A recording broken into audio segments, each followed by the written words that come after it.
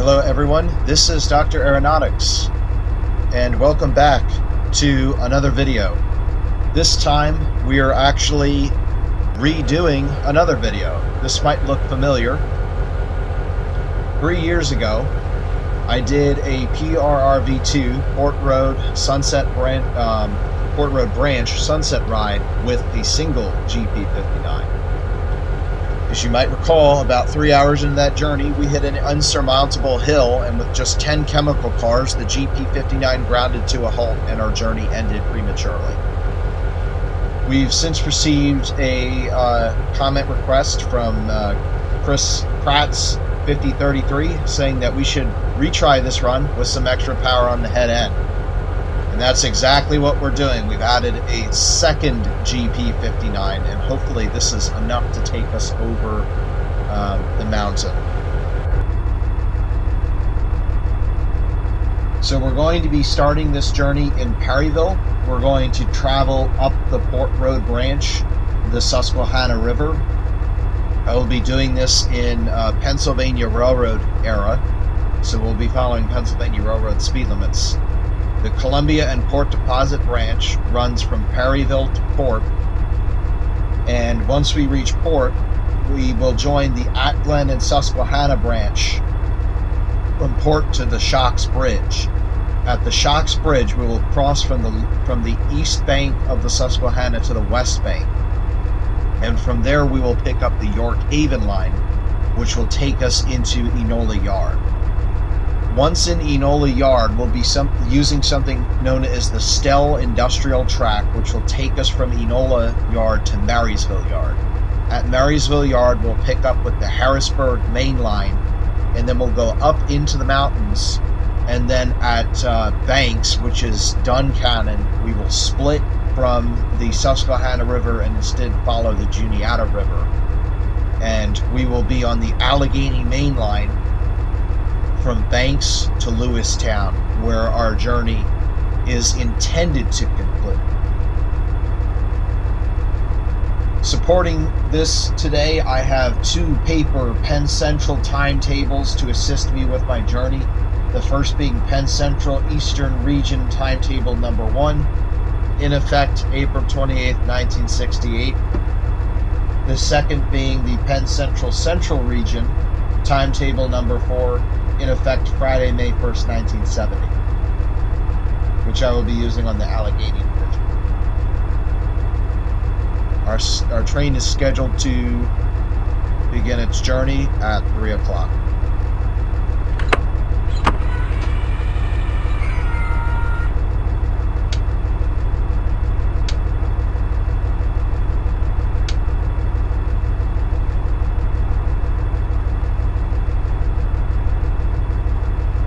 Okay, this is our intended departure time. We have no timetable, so we don't have to worry too much about speed here.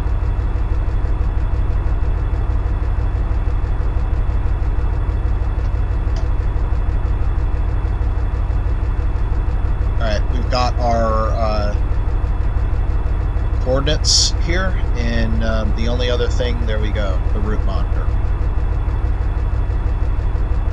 Okay, we're all set to depart.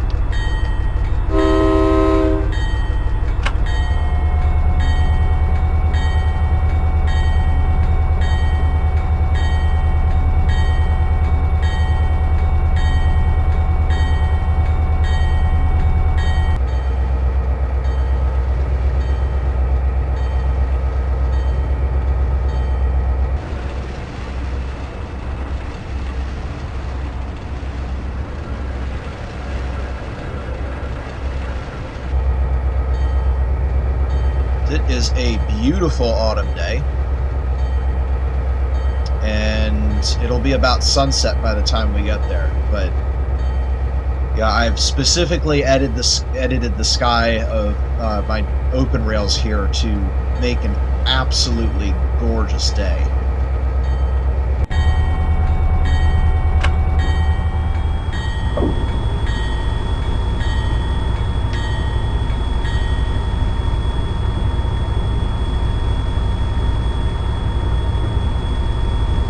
first thing that we need to worry about, according to the timetable, is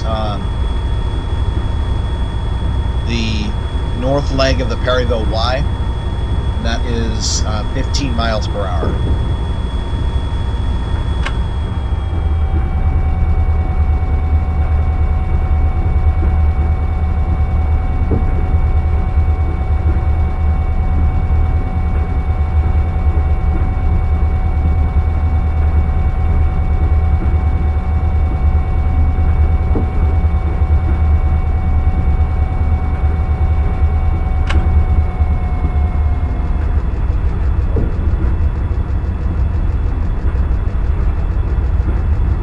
It's interesting, this signal is actually showing up as an approach medium, meaning that you could, in theory, take this at 30 miles per hour. I don't think that's an indication that you ever would have received for the Port Road. You might receive it. You might receive it for going from the number 1 to the number 2 track. I'm sorry, the number 4 to the number 3 track, crossing the Susquehanna River, but not where we are here. To go onto the Port Road, it would most likely be restricted.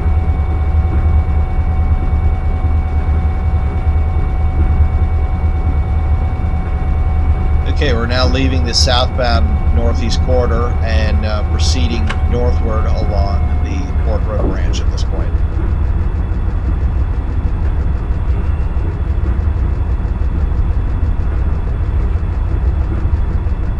Opening up my timetable. I'll read off some of these because I don't think things will happen quick enough for us to, for me to really get confused while reading this, like I would if I were trying to read the NEC speed limits. So, Columbia and Port Deposit Branch, Perryville and Quarry, number 1 and number 2 tracks, freight 40 miles per hour. However, we need to also refer to the curves and bridges rule, which could override that.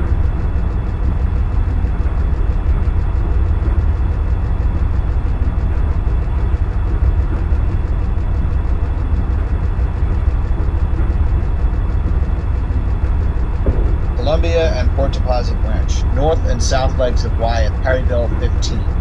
That's what I'm on now. The next thing is a reverse curve at milepost 16, which is a 30.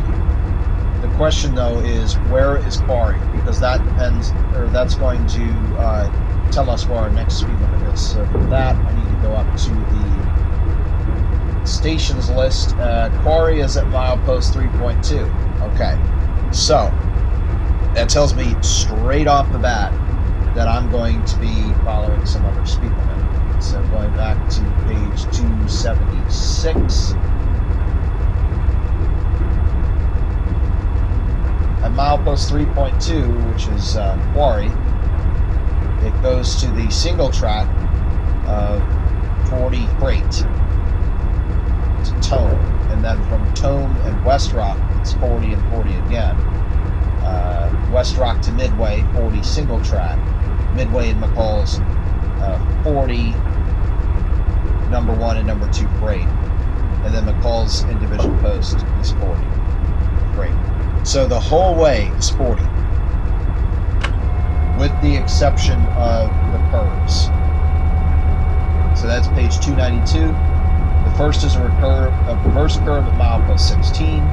The next is the number 1 and number 2 tracks between milepost 23 and Midway. Third is reverse curves between milepost 29 and Piquia. Alright, once the rear of the train, yes, is cleared, we're good to 40 miles per hour.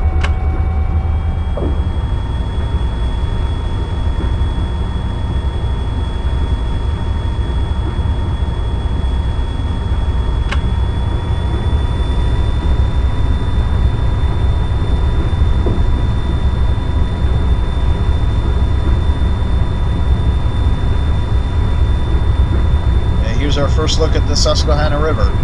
We'll be following approximately 80 miles of its banks today.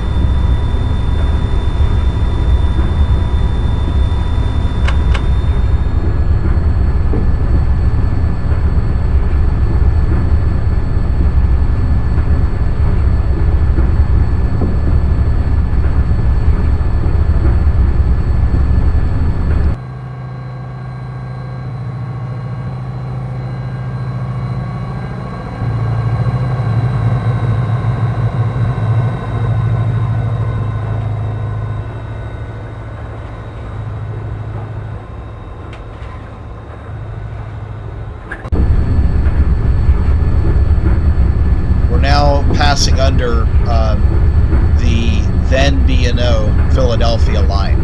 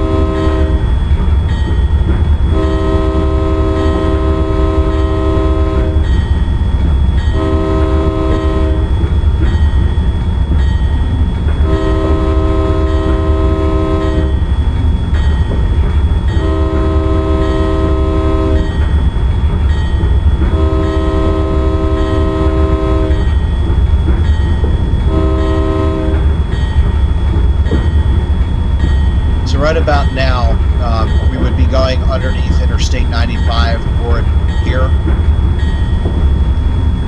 but it's not. And now we'd be coming into the town of Port Deposit, but unfortunately that's not really simulated on this route.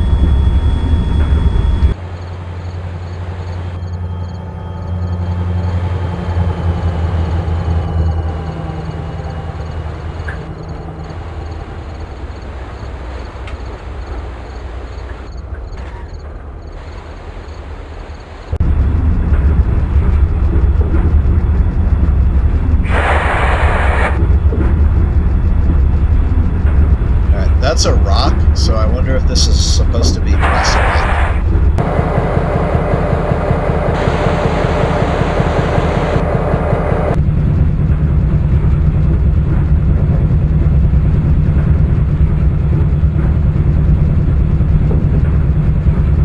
Man, that is beautiful.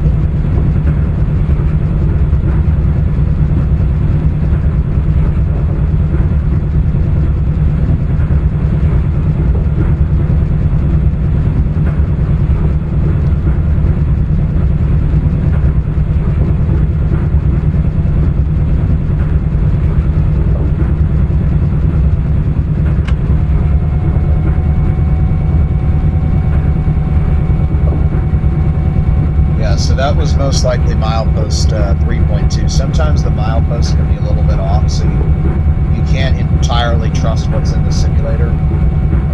So yeah, Quarry and Tone, single track is 40. So when we hit Tone, then yes, it goes back up to 2 tracks. So that's how we'll keep track of where we are as the number of tracks. So we're somewhere between Quarry and Tone right now.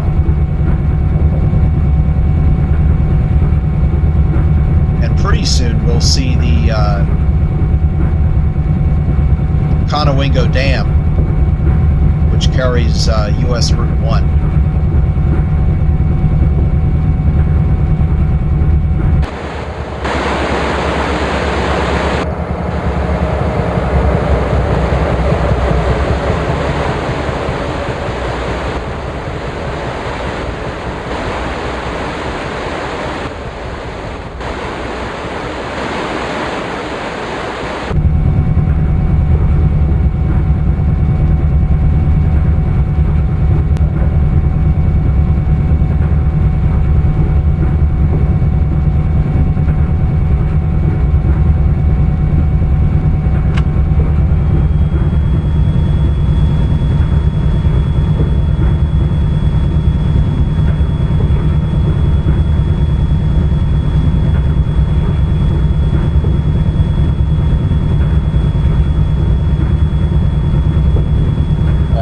To look up what where Tome is. That should be at about milepost 4.5. So we should have that second track going out pretty much any second.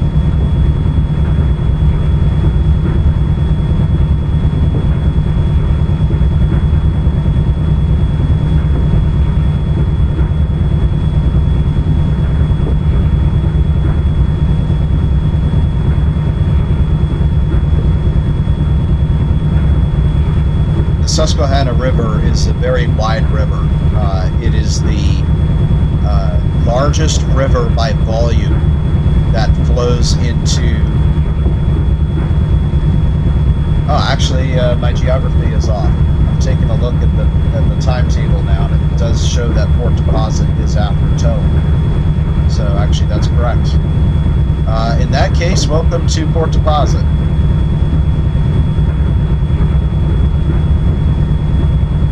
This is a really nice town to visit. It is built on the very steep bluff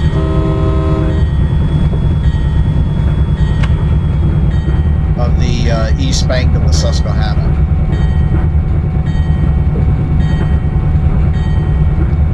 Very fun to drive up the roads there, because those are about as steep as the hills in San Francisco. They're very intense. Okay, so this is Tome here. So this should be at milepost 4.5, but in the sim it looks like it's at 5.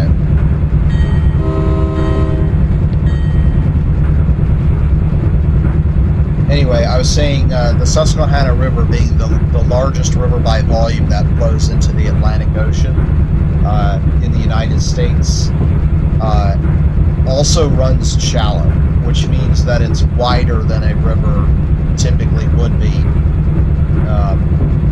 of that volume. And as a matter of fact, it is the largest unnavigable river in the United States. The head of navigation is actually Port Deposit. That's why it was named Port. So from here on out, you can actually see we're going uphill now.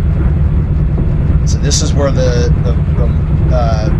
first line of rapids, or cataracts, I guess you could say, begins. And you could not pilot a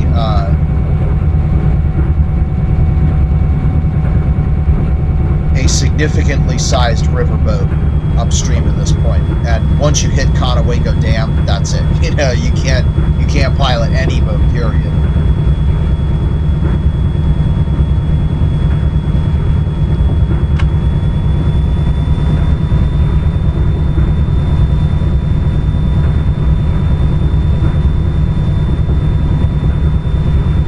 Man, I really need to get better on my geography.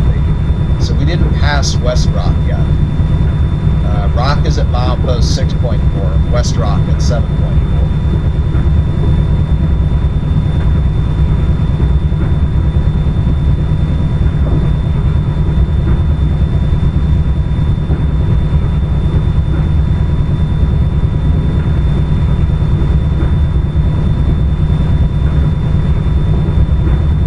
So my next question is, where do we go back down to one track?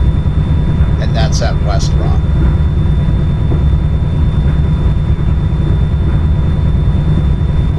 So that will help us keep track of that. It's important that we do keep track, because we definitely don't want to be in a situation where we don't identify those reverse curves at milepost 16.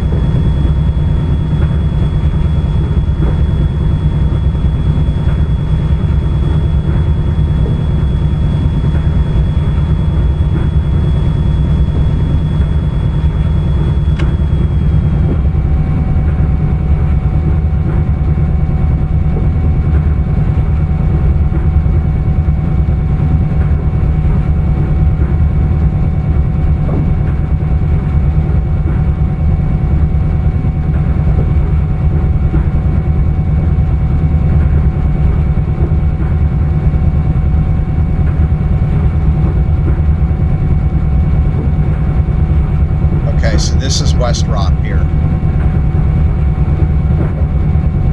It could, you know, honestly, I should probably add some of these interlocking labels.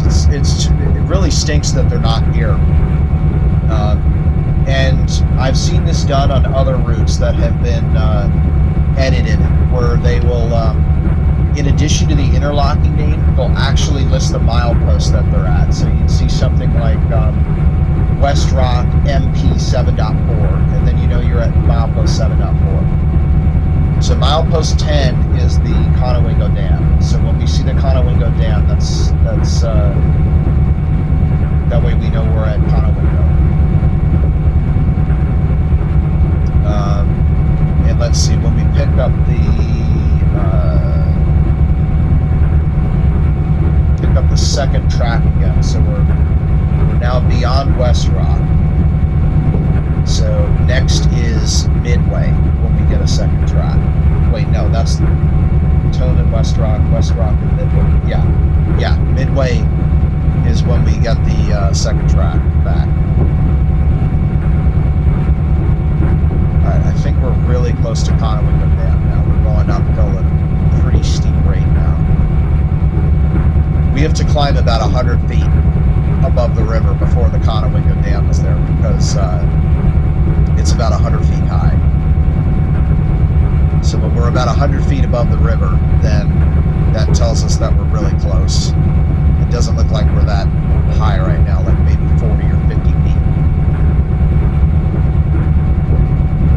Okay, so I'm going to look up where Midway is milepost-wise.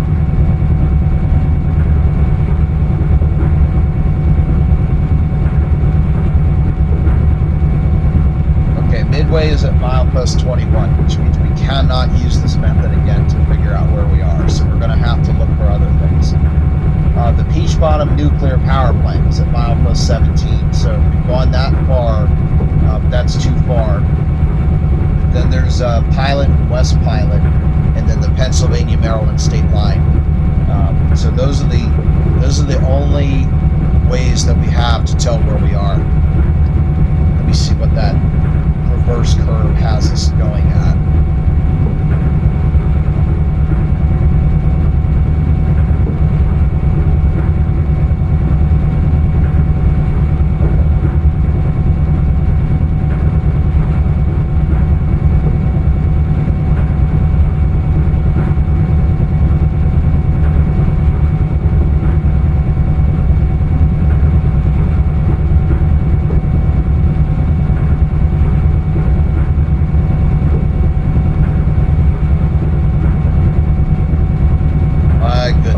Definitely the time of year to do this drive. I think last time we did it, it was summer.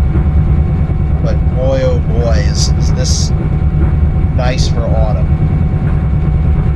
It's 30 miles an hour. So if I can't identify where the reverse curves are, we'll have to slow to 30.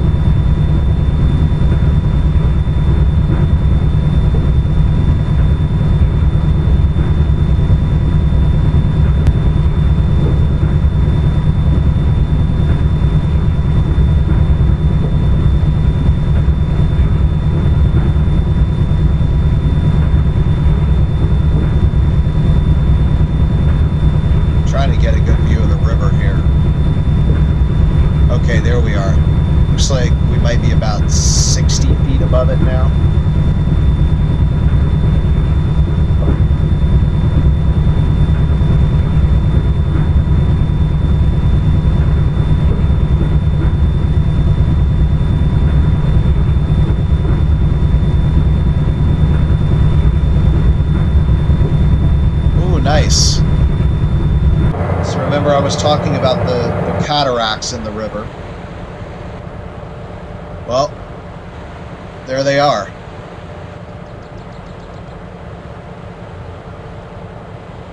Very nicely simulated.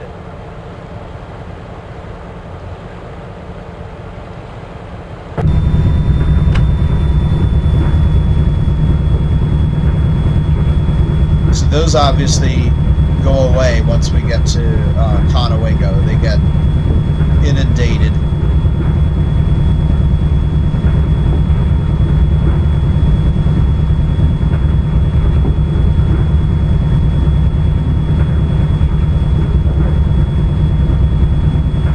And I think right about here we would be going over Octoraro Creek, which is a major creek of the Susquehanna.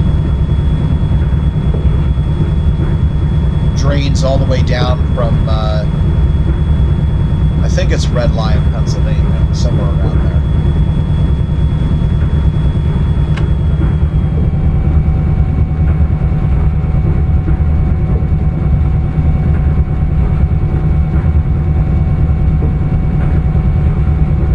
I do think maybe it's another, yeah, it's right before the dam, so it should be another mile further up from where we are. But you can see that the mileposts are off, right? We should have hit the Conewago Dam at milepost 10, and we haven't yet.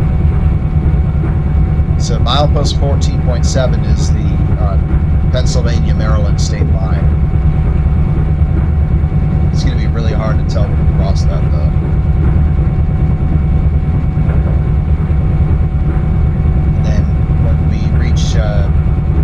Peach Bottom, that's too far. So unless I get another identification on where we are, we're going to have to slow down to 30 miles per hour once we hit the Conewago Dam, because I can't figure out where those reverse curves are.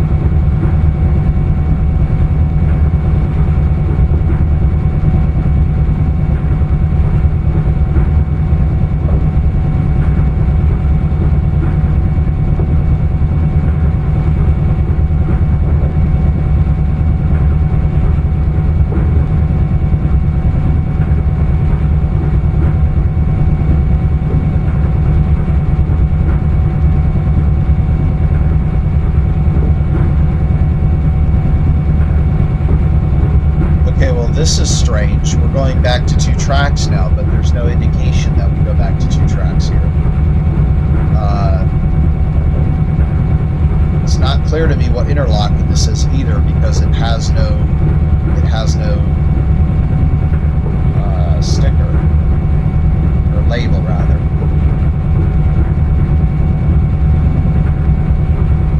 Oh, here we go. Capacity of sidings based on 50-foot cars, 130. Okay, so what that means is that there's a siding at Pilot, and that's what we're seeing now. So that was Pilot, that was milepost 11.6. And the curves that we care about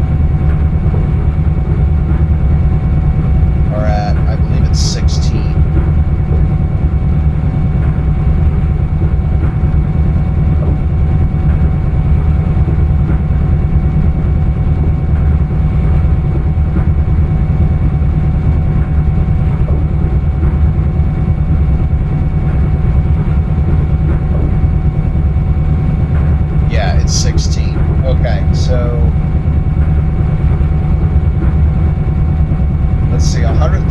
Train should be longer than a mile. So when that goes in, we'll be at West Pilot, milepost milepost 13.0. So it looks like the mileposts are off by about 2.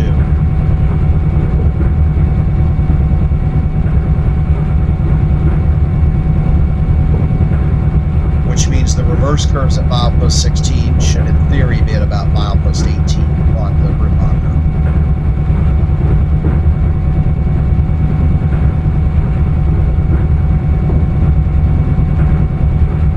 So in real life, we would now be well past the Conowingo Dam, so I'm not sure what the issue is, why it's not positioned correctly, because that is a major landmark. But rest assured, we will see it, it's just not in the right place.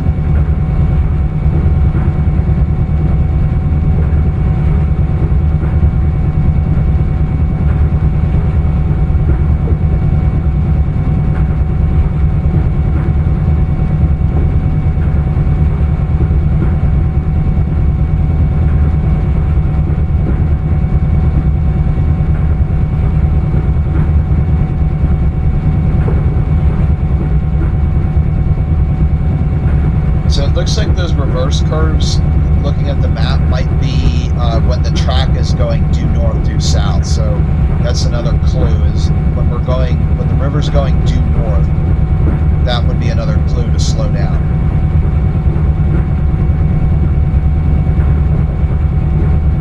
Okay, this is West Pilot right here, milepost 13. So yeah, the mileposts are a little bit more than 2 miles off. So milepost 16 should appear at 17. Milepost 16 should appear at 18 on the route monitor. So at 17, we're going to slow to 30 miles an hour until I can figure out where we are. I'm glad there's only one of these, because if there were a whole bunch of them, it would be a real pain.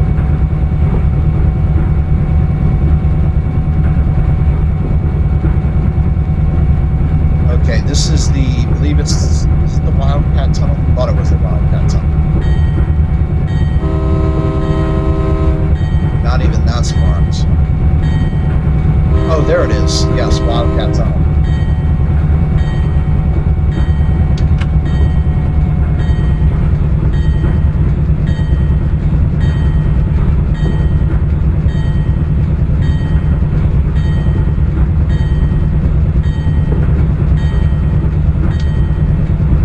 Okay, I see the Conowingo Dam now.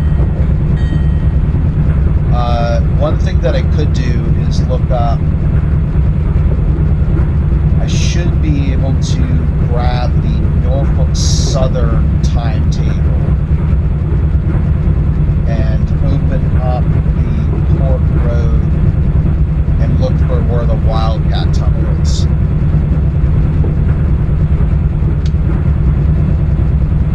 We are already down to 30.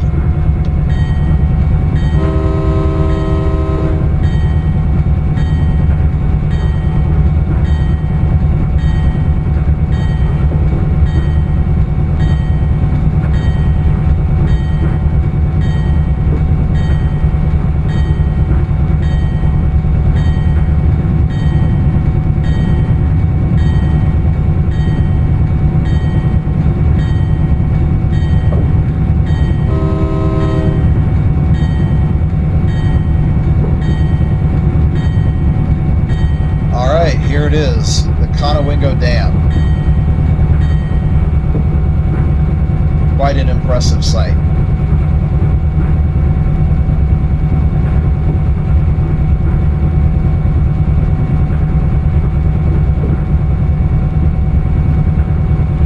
Okay.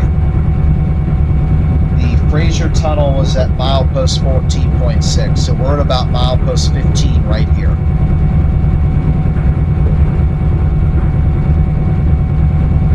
There it is, the entire river just went up. Okay, I think I understand now why the river, or why the dam is positioned incorrectly. So water in Train Simulator is is done using tiles, and those tiles have north, south, east, and west borders. So if you try to do a dam on a non-north, south, or east-west base, then the water would appear jagged and not even. So by putting it where the river is due north and due south, that would effectively make a clean break between tiles all the way across the river and the next. If you ask me, what I would say the smarter thing to do would be to make a 3D model of the dam and have a flat face of water that extends long enough so that the other water tiles will pick up. After the point it's covered the jagged sawtooth edge. It's a little bit more work to get it, but it definitely would pay off. Okay, Williams Tunnel is at milepost 16, so I think we're in the right location. Yeah, we're doing 30 miles an hour. Perfect.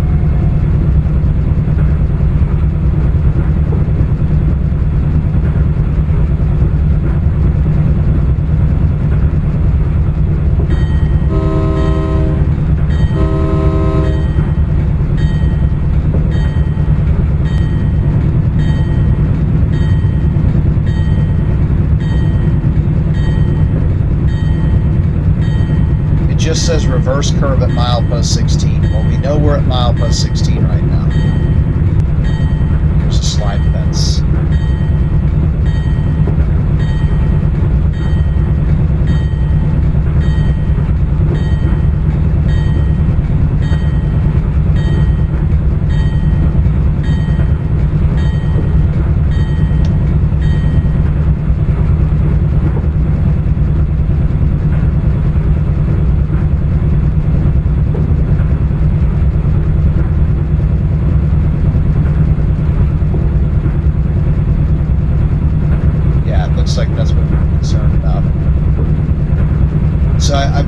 The Conowingo Dam was actually the marker between Maryland and Pennsylvania. That's probably another nice dividing feature that they were able to implement. In reality, it's not that way. Just after we got out of the Fraser Tunnel, that's when we entered Pennsylvania. But even in the simulator, we're in Pennsylvania now. And we're actually coming up close to Peach Bottom right now. So it's straight now at this section. Yeah, so we're good to go back up to 4th. The next thing that we're concerned about are number 1 and number 2 tracks between milepost 23 and Midway. So now we need to figure out where that is also a 30. So now we need to identify milepost 23.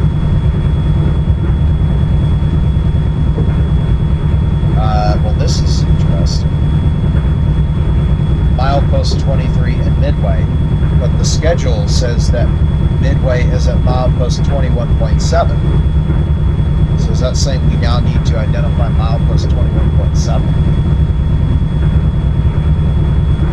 I am confused. Midway's at 21.7.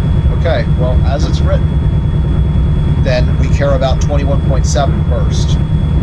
Peach Bottom is at milepost 17.4, and then there's a pretty big waterfall creek that comes in from Fishing Creek at 20.3. So we have some time.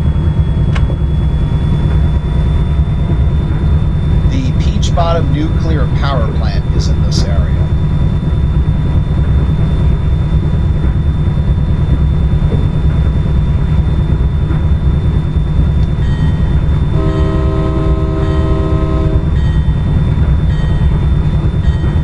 Right now the river is super wide because not only are we looking at the river, but we're looking at the river plus 100 feet of dammed water flooding it.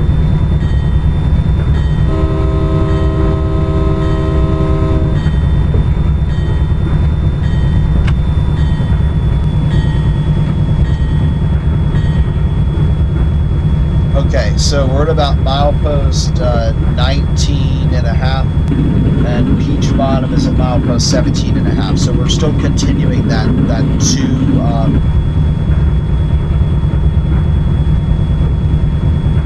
2 miles off status.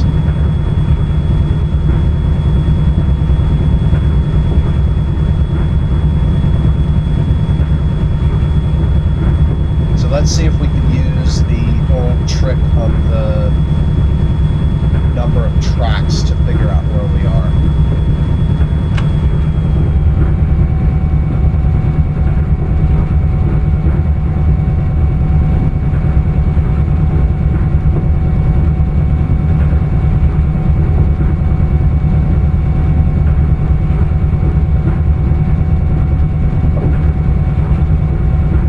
Okay, at Midway, there are 2 tracks again. So that identifies Midway, and just to confirm, the instruction is number 1 and number 2 tracks between milepost 23 and Midway. Okay. It's weird. So most of the instructions are written south to north, but that one's written north to south, which is really confusing me. So in that case, we're good as long as we don't see 2 tracks. If we see 2 tracks, we need to get down to 30 miles an hour. So Midway's at 21.7, which means milepost 23 would be a good time to slow down.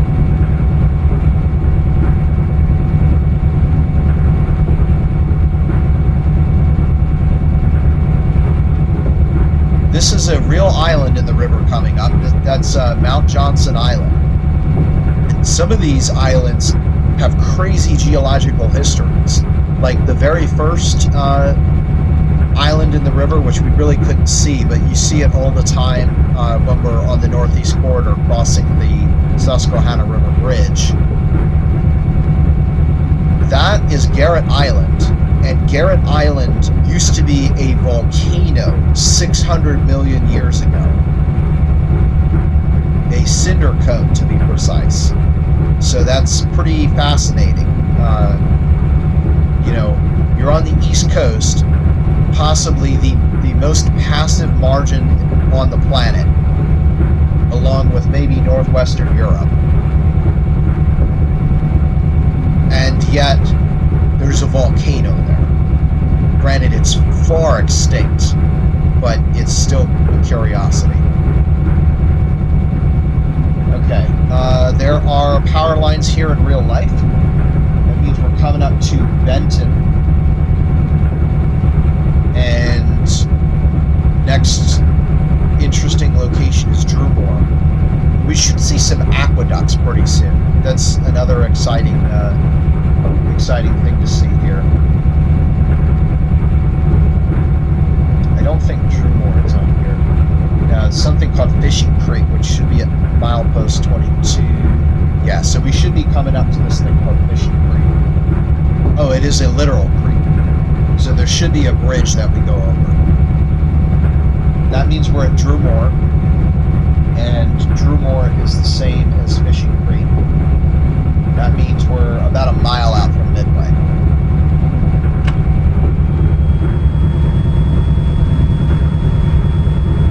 So we can haul hard until that point. And then at that point we'll go to idle.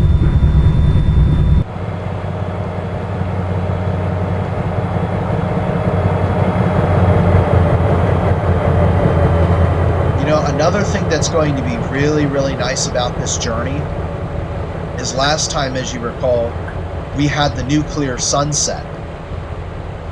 However, this time I have edited the sunset to get rid of the nuclear sunset thing. So this time, in addition to getting over the hill, we'll actually have a photorealistic sunset. I'm super excited about that. And it's great too, because we're beginning this journey in broad daylight. And we'll end it pretty close to night. Okay, good. So it's weird. It's like north of Pennsylvania, all of the places are marked. But south of Pennsylvania, there's nothing marked. Like, in other words, in Maryland, other than Port Deposit. Like, you have to really know where you are. There's no help. And I don't drive this route long enough to be able to recognize it on a normal status. But sometime, I think what we'll do is we'll do a, this is electrified. So at some point we should do a GG1 ride from Baltimore to Harrisburg via the Port Road branch. That would be fun.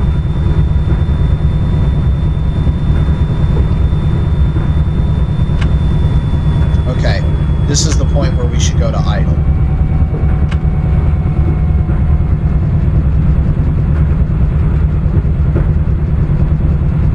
So Midway is at milepost 21.7.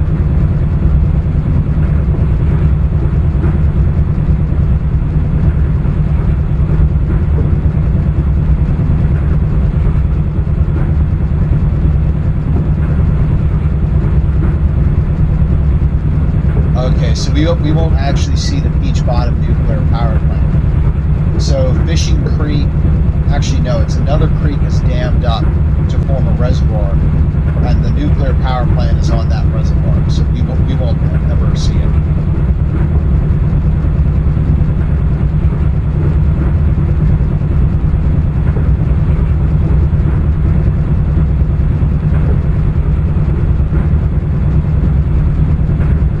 And then fairly soon we should be getting close to the, yeah, you can see rapids in the river again. So that means the river has now ascended another 100 feet, and we should be getting close to our next dam,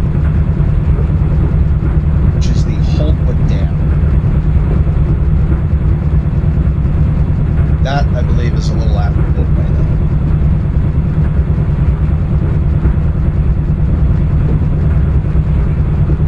All right, we're down to 30, exactly where we need to be.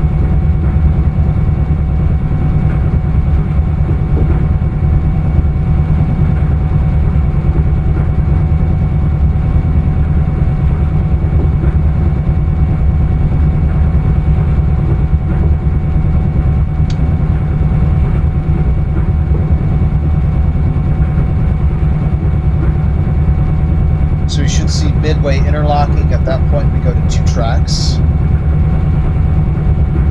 And then we need to go until we get to milepost 23, which in this simulator should be somewhere around 25, I think.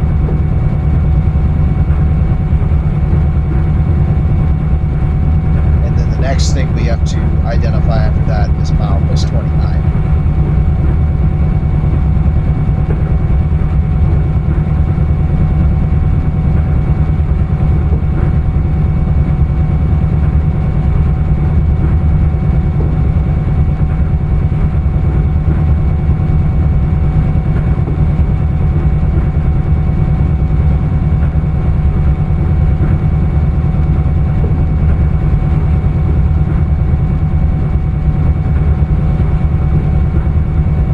There's a huge park called Skate Park out that way. Once you climb above the cliff. Okay, here's Midway. So this is where the speed limit kicks in.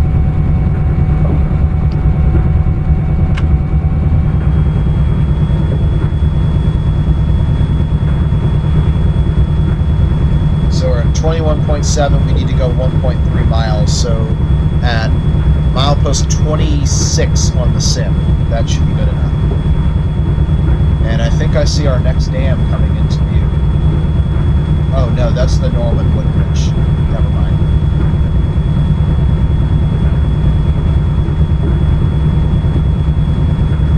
Well, the accuracy of the route gets much better when we get into Pennsylvania. That was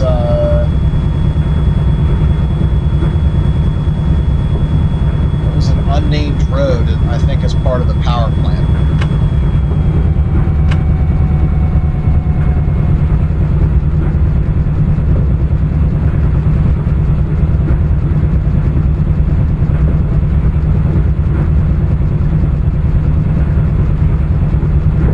Yeah, Okay, so this is the bottom of the dam. So the dam is to our right, and the outflow is right here. So this is where it dumps into the river, right here. So I think it should really be a power station, not a pump station, because the water's gravity fed.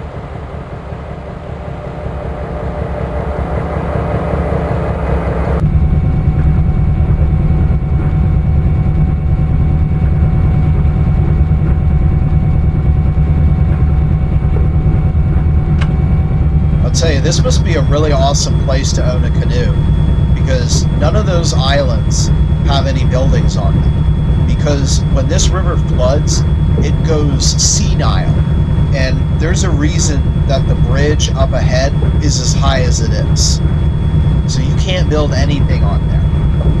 That being said, there's a couple trees that hang on for those floods, so it's effectively parkland. So you can just pull your canoe up to any one of those islands and just eat lunch or something on them.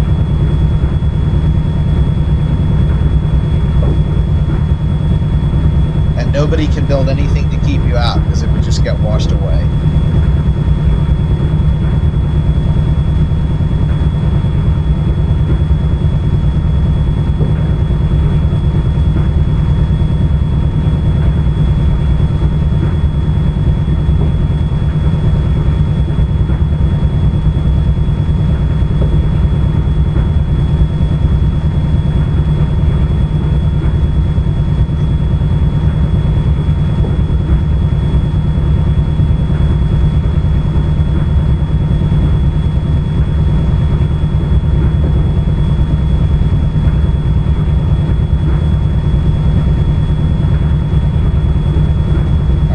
Just past milepost 26. Yeah, so that in theory should be the end. I've never received any positive confirmation that we did in fact pass Midway, but we're just going to have to go until we see otherwise. I mean, Midway should be at milepost 21, so if it's not there, then the simulator is 7 miles off, and that's where it's really starting to get ridiculous.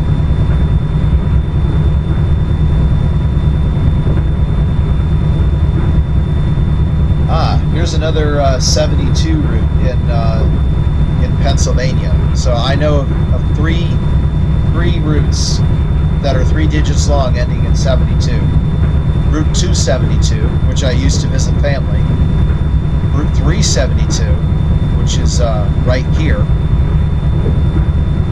Okay, that's positive confirmation of the Norfolk Bridge. And Pennsylvania 872, which is crazy. Pennsylvania 872 is up in the northernmost sections of Pennsylvania, Potter County, and it goes up and down mountains, and it's in an extremely rural area. In fact, I'd call it a wild area, because there's actually a dark sky park called Cherry Springs State Park, and I use Pennsylvania 872 to get to that dark sky park, and there's like nothing, or like you could go 4 or 5 miles without seeing a driveway. And when it comes to towns, you know, you're talking 15 to 20 miles. Okay, there's the Holtwood Dam. Holtwood is milepost 25.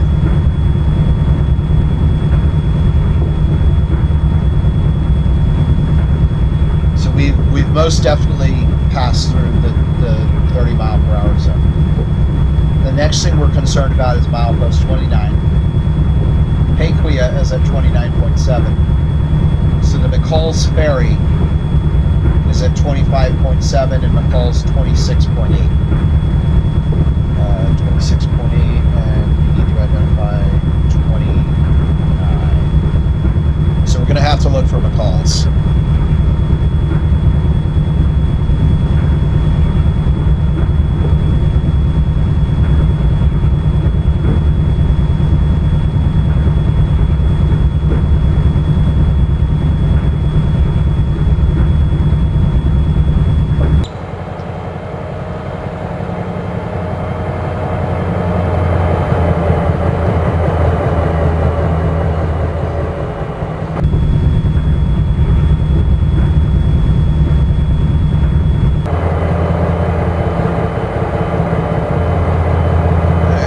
starting to get lower. We should start to see some shader action soon.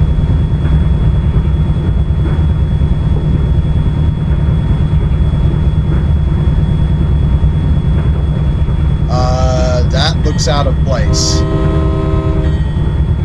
McCall's interlocking. Milepost 28 in the sim.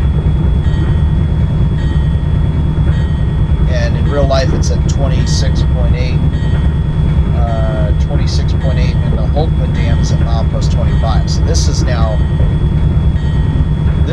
a mile and a half too soon. And now here's the McCall's Ferry. Alright, what's going on with the tracks? Hopefully the tracks will tell us what's going on.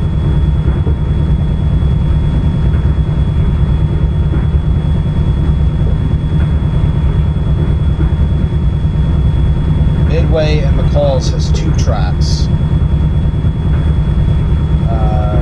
McCall's, it goes back to single track. And we're going to double track, so this makes absolutely no sense. But we do have a... Oh geez, what is that? A signal that I apparently didn't pay attention to.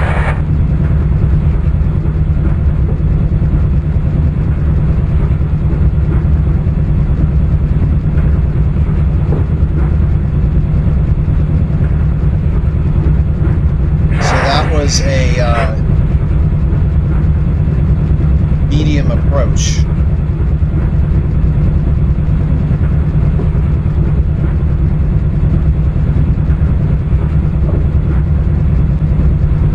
I don't know if it was just because I was distracted by the Holtwood Dam or if it was just legitimately not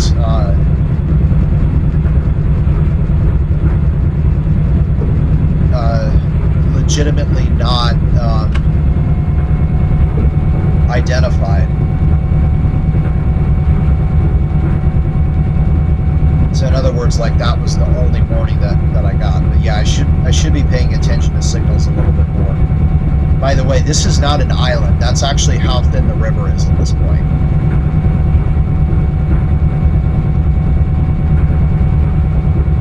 This is Pinnacle Scenic Overlook up there. Okay, that is an approach medium. Or, no, sorry. Medium clear. So after this point, we're good to go. So we're going back up to 2 tracks.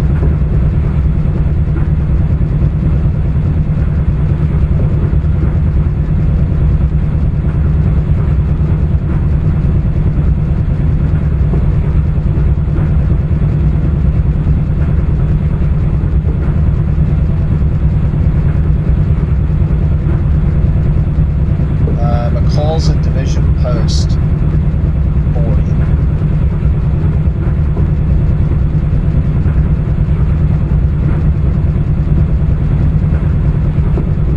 We haven't reached the Division Post yet. So it should be single track, but it's not.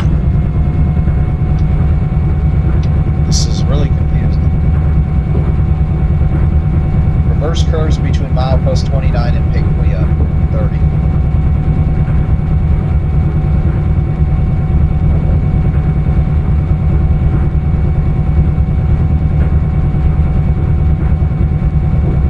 Alright, yeah, it gets really curvy.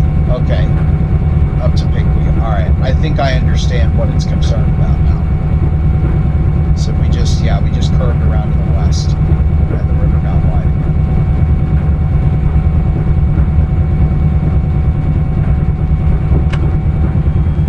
Okay, so this is clearly an interlocking here.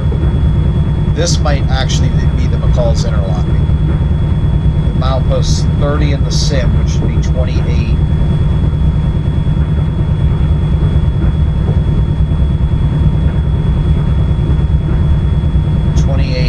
On the timetable. Now McCall's is at 27. What creek is this?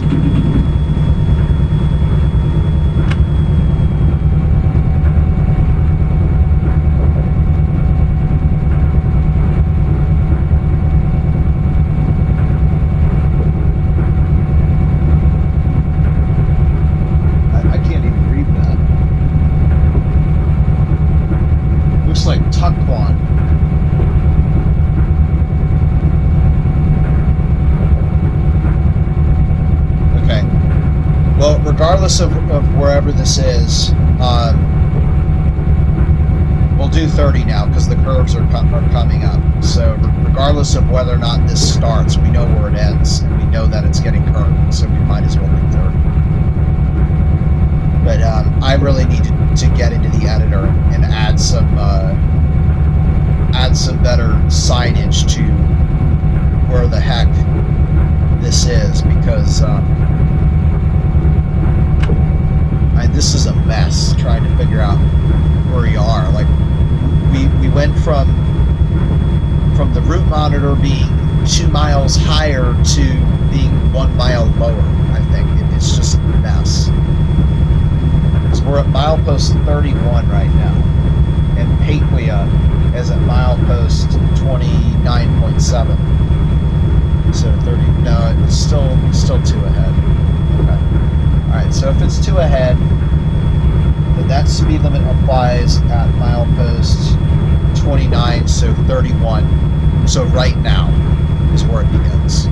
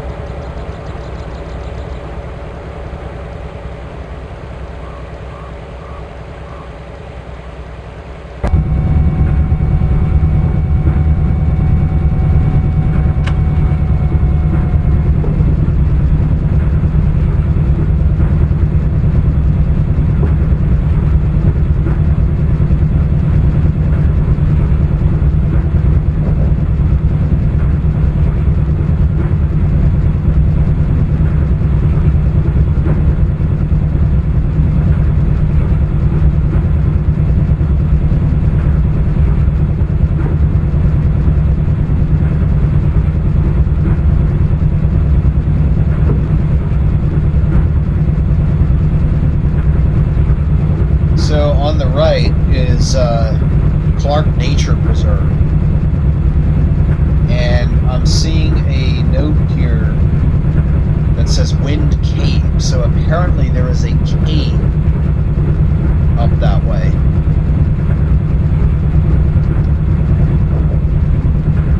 I'm gonna have to look at this.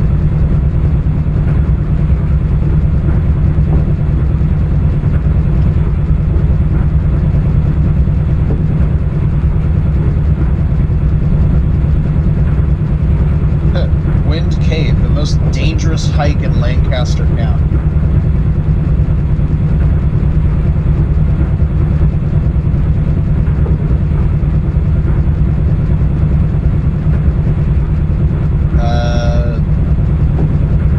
Something I read on online said it has historically been written off as a sacrificial cave. Okay, that's a little bit weird.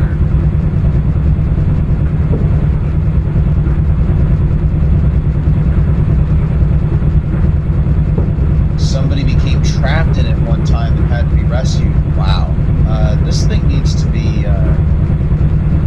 Wow, can you go in there? This thing's huge. Should have been called Wind Cavern.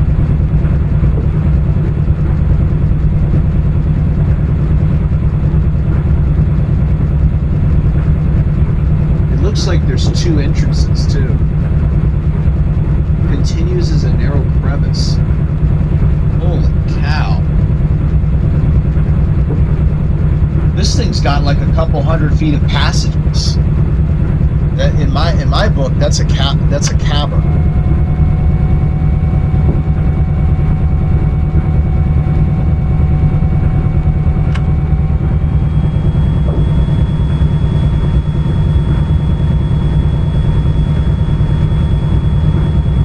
Usually when you see cave, you think, okay, you know, it's like the cave from The Hobbit in the Misty Mountains, where it's like a single room cave, you know, like it's just one room. You go in through an entrance and you can see the entire cave at once. To me, cavern is, you know, where you actually have a system of rooms connected with tunnels, which is what Wind Cave is, apparently. I had no idea that thing was there, and I kind of want to see it now.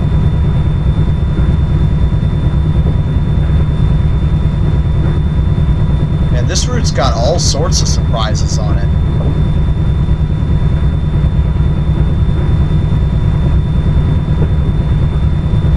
Alright, now in Paquia. So we definitely know where we are now. Milepost 33 in the sim. In real life, are you kidding me? 33 in the sim. In real life, it's at milepost 29.7. So the route monitor is now 3 ahead.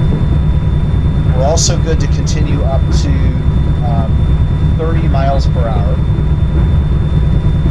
Wait, no, we are at Paquia. So yeah, we can go 40 now.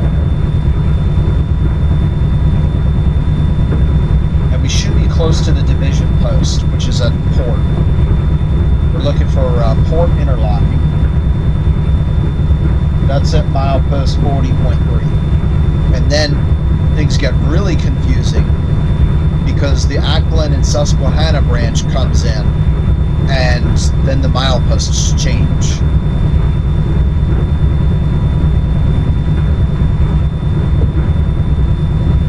And we should actually be able to see it really soon up ahead. It should fold into the valley. I should say canyon almost, to our right and up the hill, and then gradually it will ramp down into the canyon.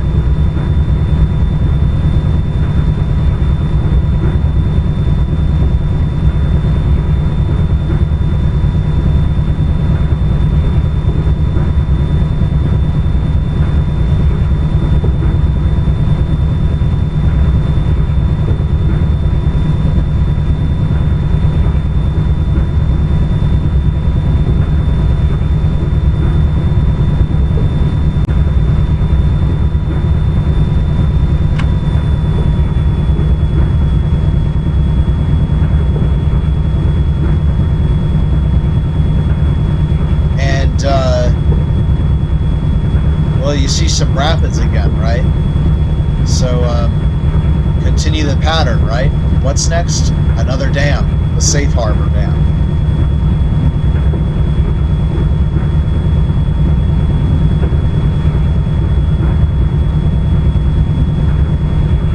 And I think we have that location. Yeah, Harbor. 30 milepost 32. And the division post where we need to switch timetables is at milepost 38. East End Harbor. Okay.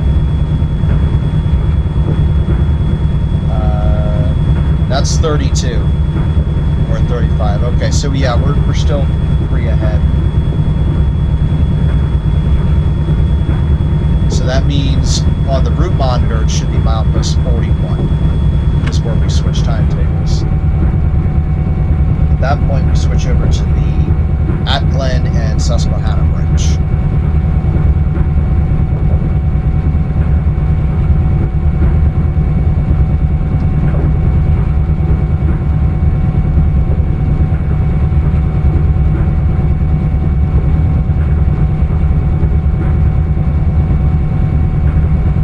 Oh man, what a mess this is.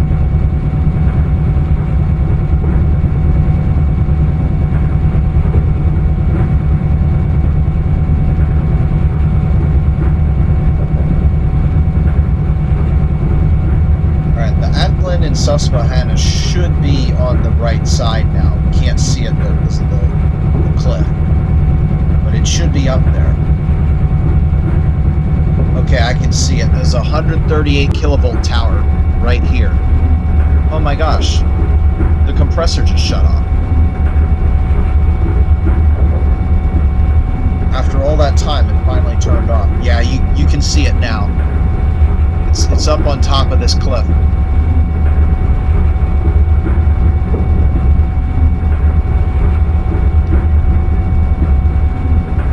Good, so now when we go to idle, it'll be a nice, quiet, gentle idle.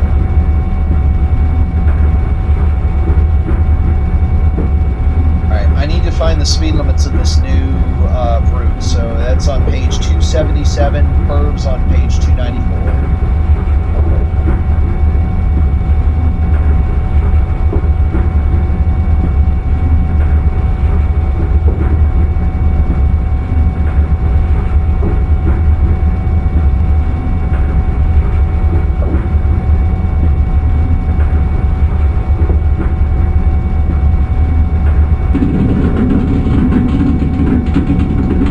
This is safe harbor, and look at that. That's a view there. Wow.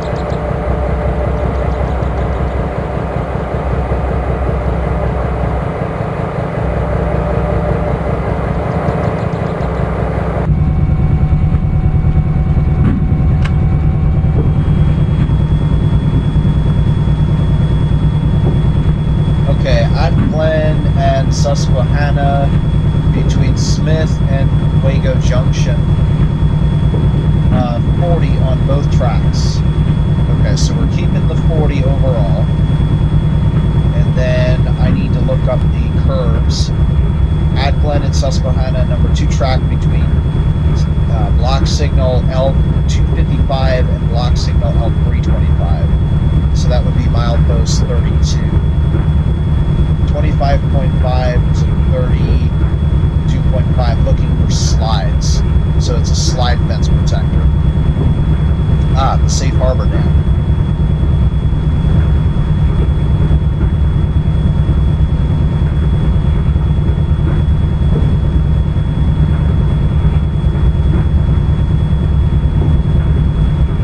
So the river is on a diagonal here, so this will help confirm or deny my theory. So if this dam runs, yeah, due north, due south, okay, that's exactly what it's doing. So in real life, the dam is oriented this way, but it's oriented that way for the tiles. Okay, so that confirms why Conowingo Dam is not in the correct position.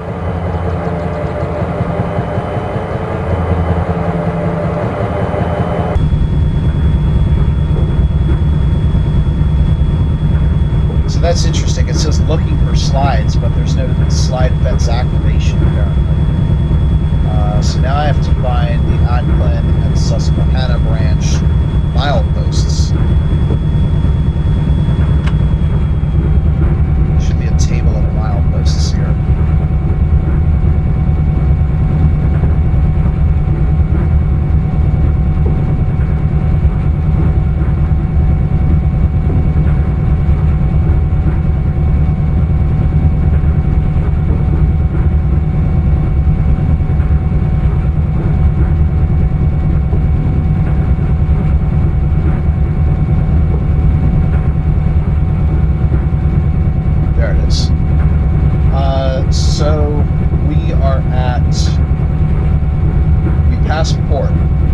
Milepost 33.7. Okay, so the slide fences do not apply to us. We're going to be beyond it. So it is literally 40 the entire way until we reach the next location.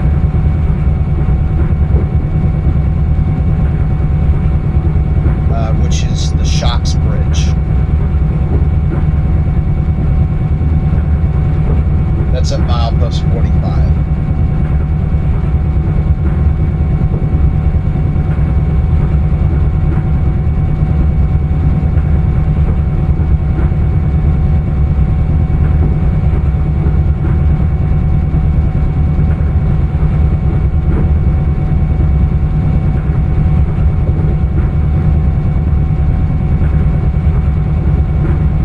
Okay, here's the aqueduct that I was thinking of.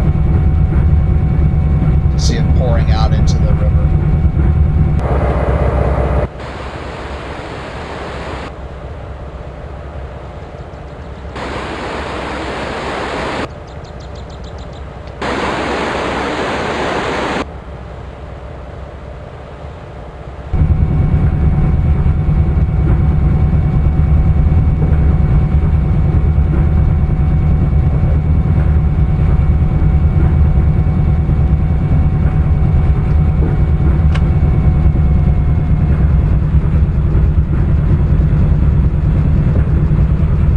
right, the division post is at 38, and at this location, we go to West End Harbor interlocking. That doesn't make any sense. But at this location, the speed limit goes down to 30. And it stays that way until we join the Atglen and Susquehanna.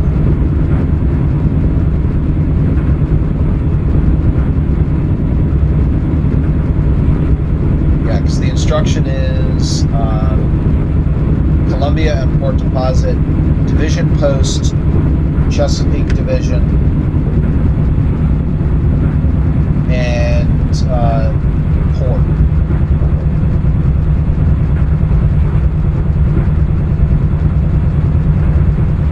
Which is where we join the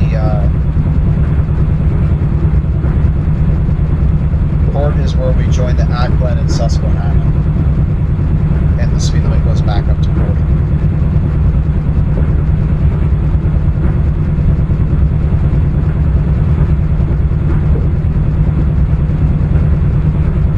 That's at milepost 38.2, which would be 40.2. Continuing with that two miles higher than real life in the sim, which would be exactly where we slowed down.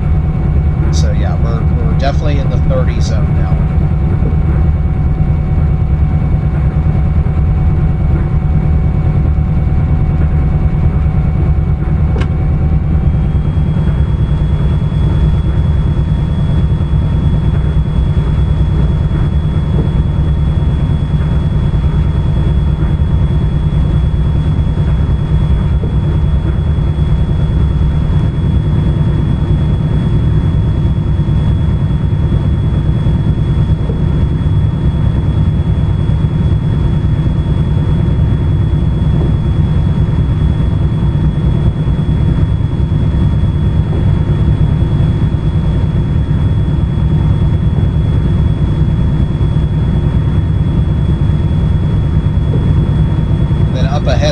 It's insanely wide.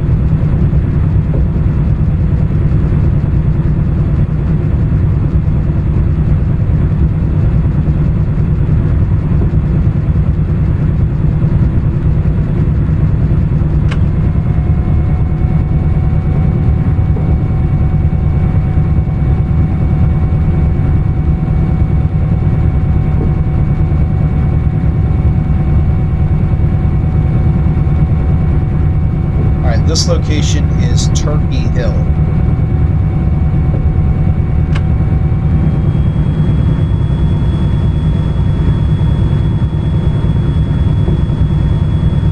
So apparently this section of the dam, Susquehanna, has a name. It's Lake Clark with an E on the end.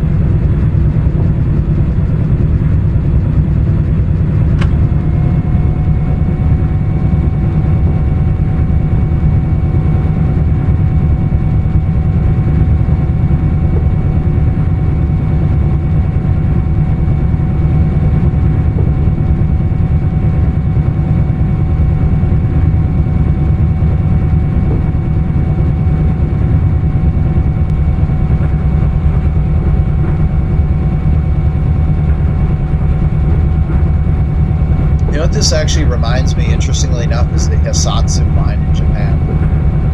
The river's a lot larger and the mountains are a lot smaller, but it kind of feels a little bit like it. The only thing is the lack of route labels makes it very difficult to figure out where you are, but I have a feeling that if I add some of those, it's going to make this route really enjoyable. I think I'm going to do that for the next time I drive on this route.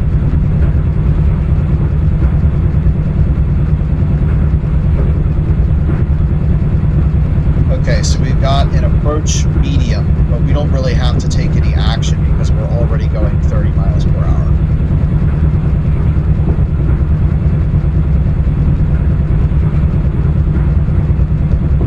Okay, and this is where the port deposit ends, and we pick up the Atglen and Susquehanna.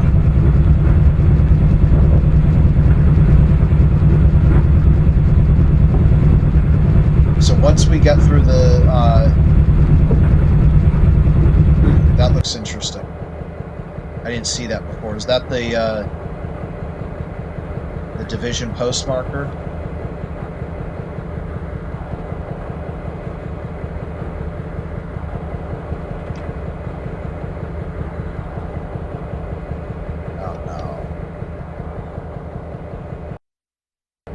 Yeah, it says Maryland Division. Wow.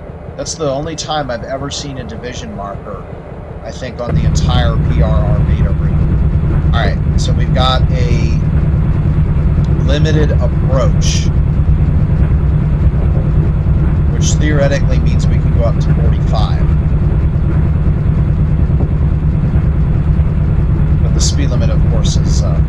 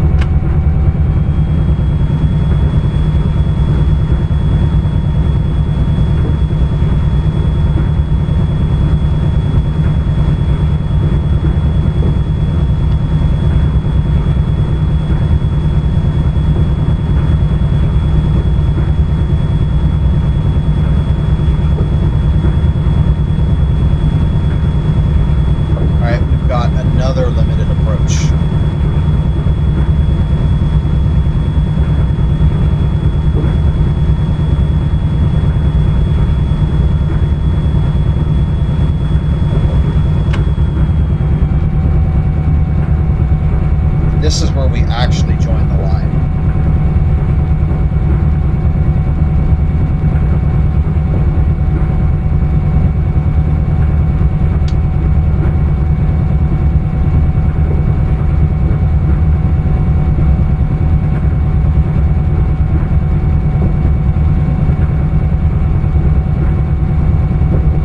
Yeah, so the mileposts are now very far off. So we're at milepost 43, but Crest, which is where we are now, is at 38.8, so they're now 4 miles ahead. But that's okay because the mileposts are changing now.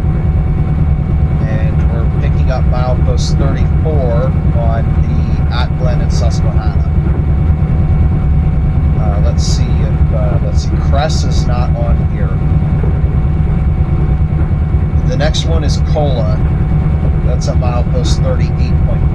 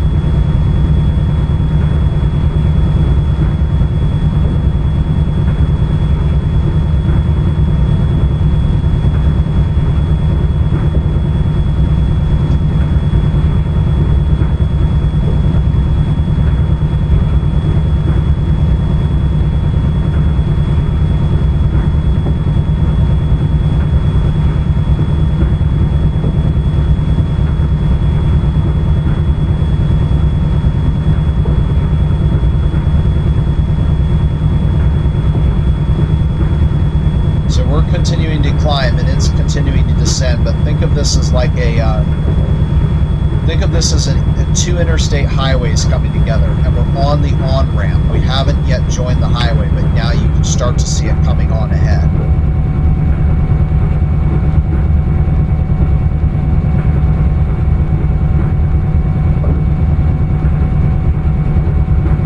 Another port interlocking. This looks completely out of place.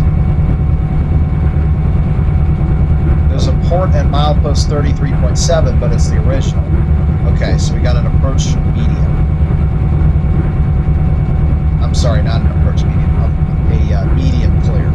So after we come on, then we can go 40. All right, then this is equivalent to merging onto the highway here. So this is now the Atglen and Susquehanna branch.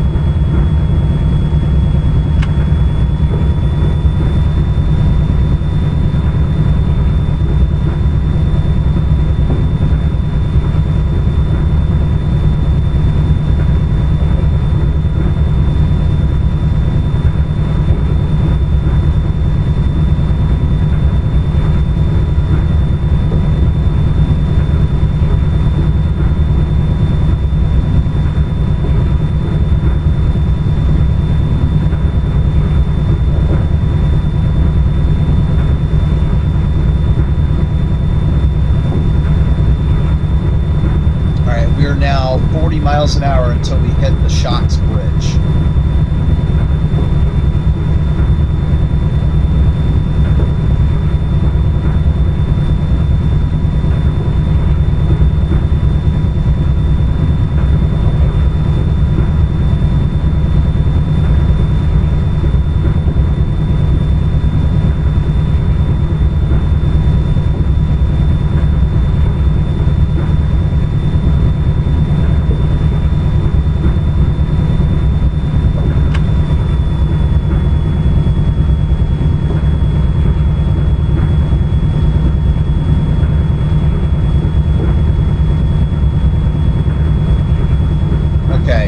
Interlocking on the timetables at milepost 36.5,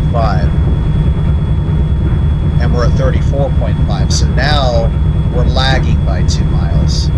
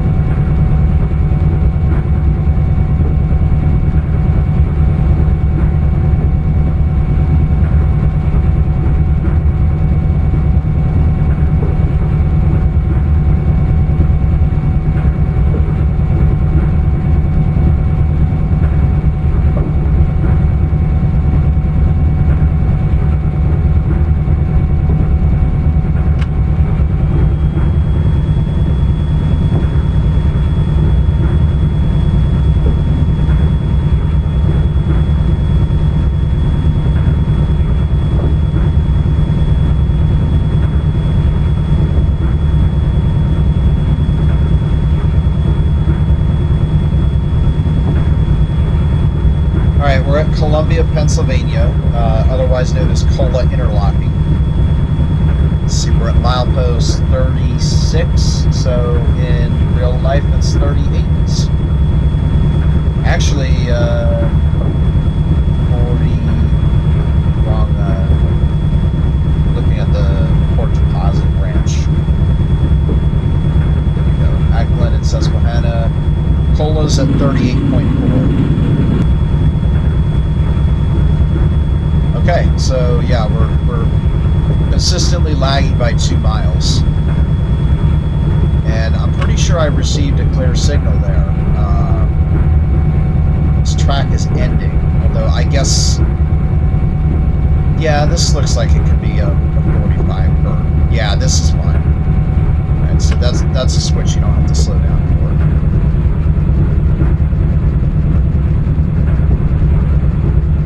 Alright, let's see if we can make some predictions.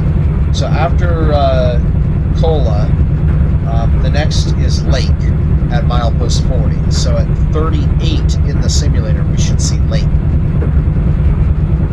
After that is Shocks at 45.4, which means at 43.5 we should see Shocks.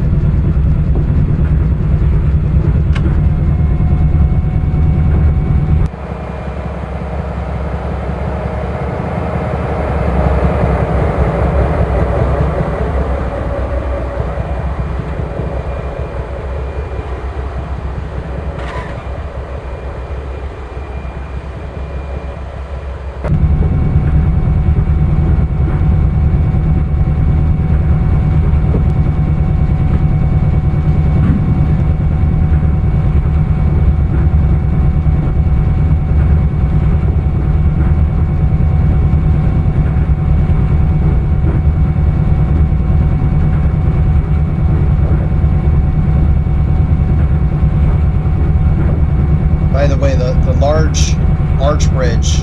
Wait, that's a stop signal,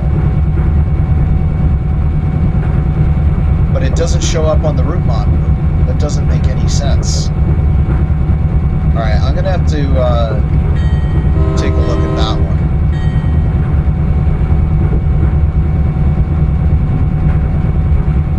All right, false stop. Signal at Lake. By the way, Lake did show up exactly where it should have. At exactly where I was predicting at 38, which means Shocks is at 43.4. Is that what I said? Yeah, 43.4. All right, I've taken that down. So I didn't see a big red ball here. But that signal was definitely displaying stop, so I don't know what was going on there. It's like it's not a real, it's either not a real signal or it's not linked to the track properly. Probably the second one.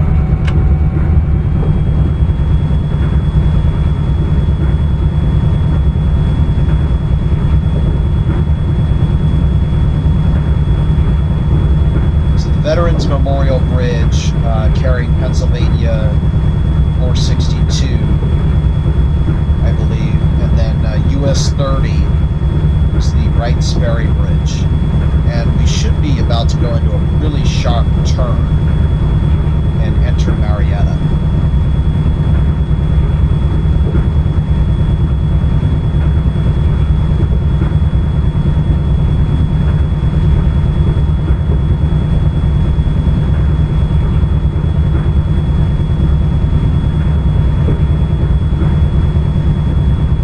Chickies Rock. So there's a park here. Okay, and there's our curve. So here's another spot where the river gets ridiculously narrow again.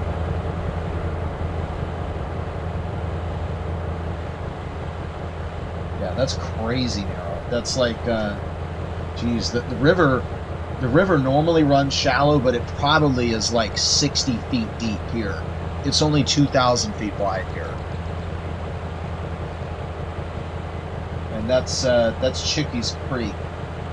We actually crossed that on the main line when we're at Mount Joy.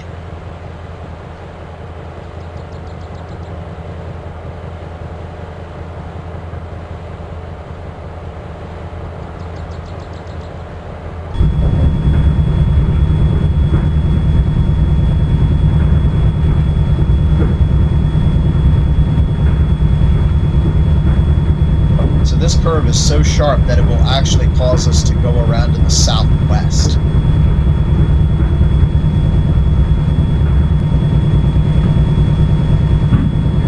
And for the first time since Perryville, we're now going southwards.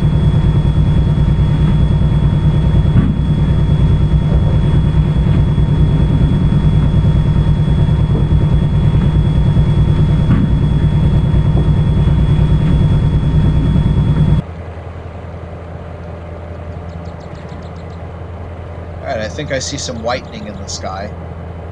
Those shaders should start to do their thing.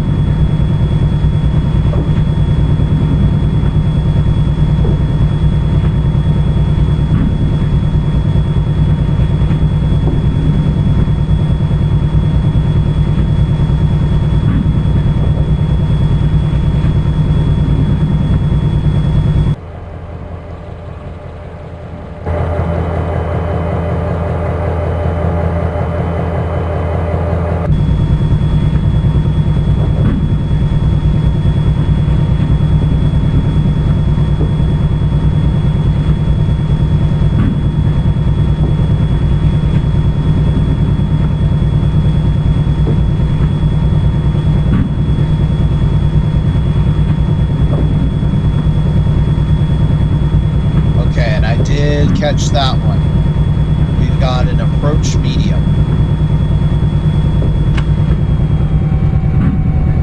So we're going down to 30.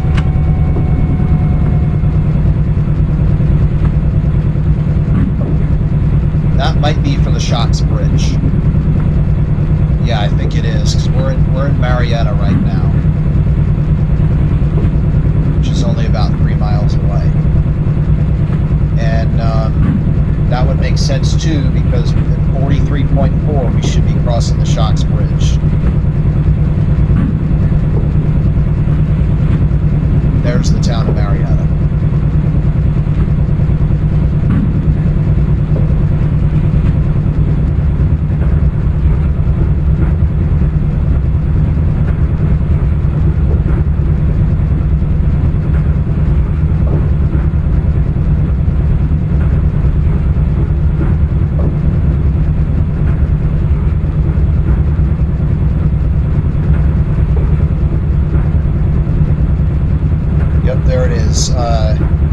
Milepost 43, we switch over. So we're 3 miles from the Shocks Bridge right now.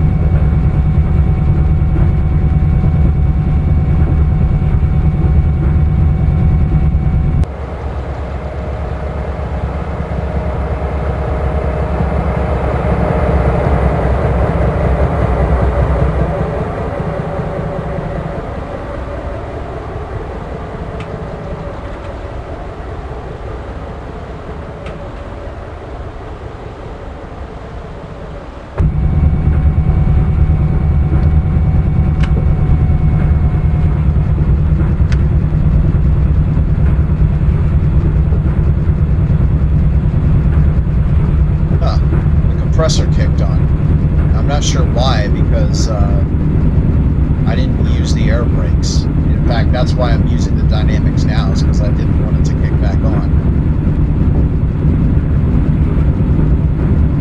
Okay, I can see the Shocks Bridge up ahead.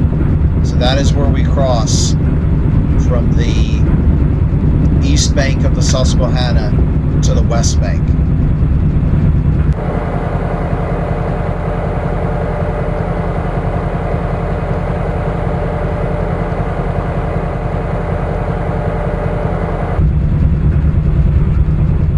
And we've got a limited approach.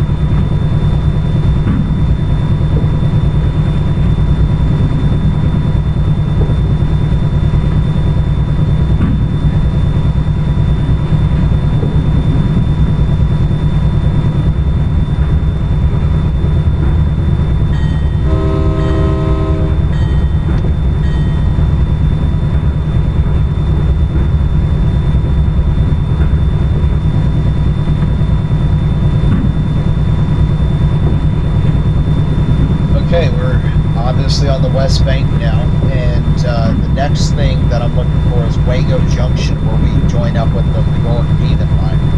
That is at milepost 50.6, but we will actually, or should actually, be there at about 48.6 based on what the simulator has the 2 miles behind thing.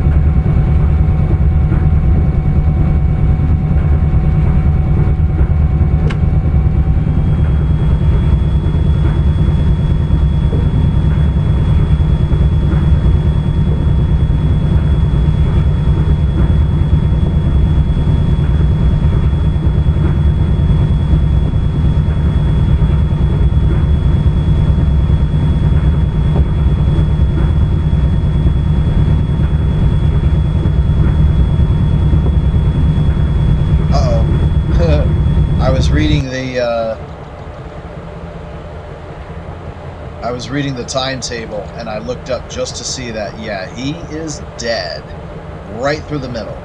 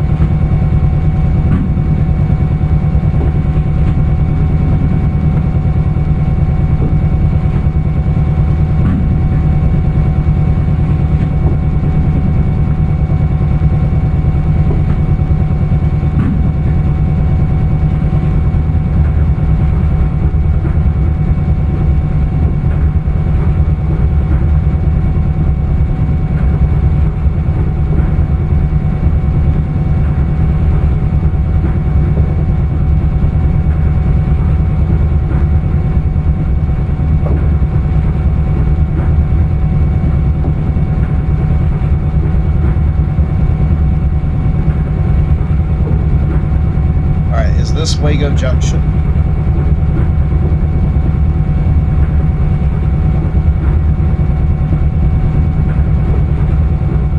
Yes, it would look that way. Okay, so 48.4. So yeah, the mileposts are 2 off here. 2 miles 2 miles lower than what the timetable has them at.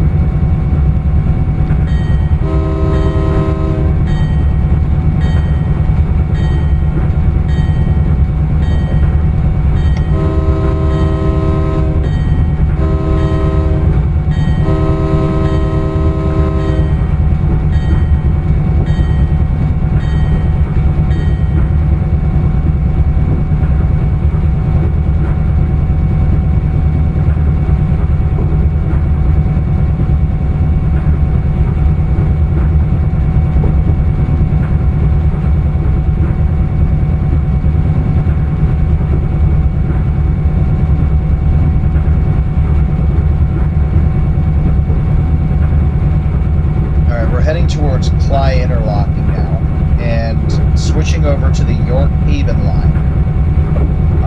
Between here, yeah, Wago Junction and Cly is 40. Both tracks.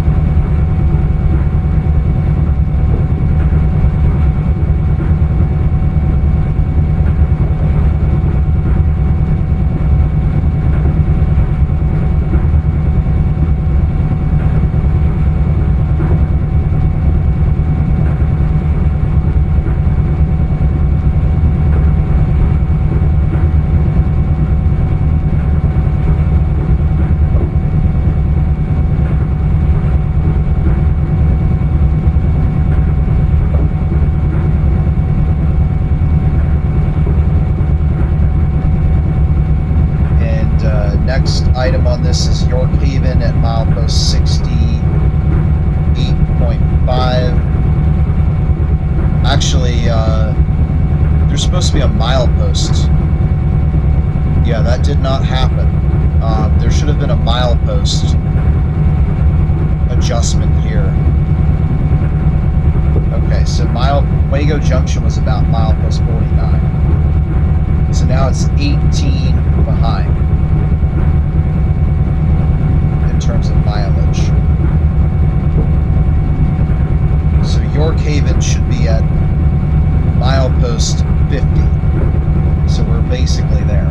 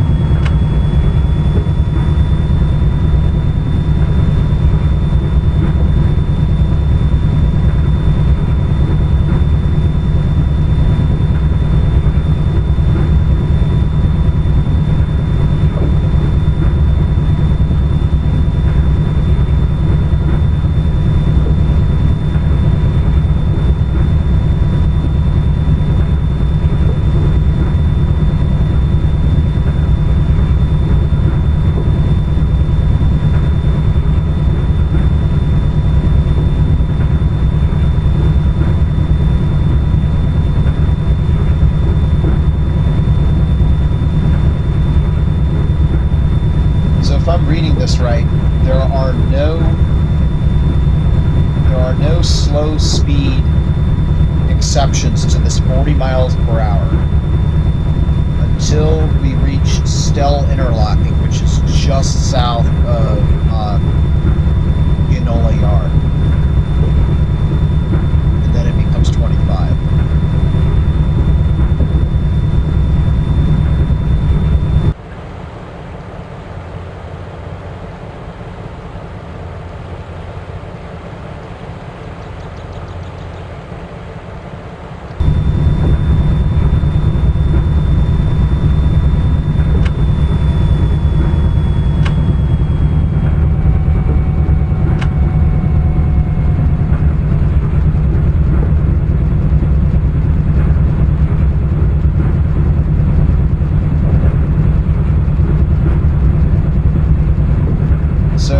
gets really wide right here, and at this location it's called Lake Friedrich, with no K on the end.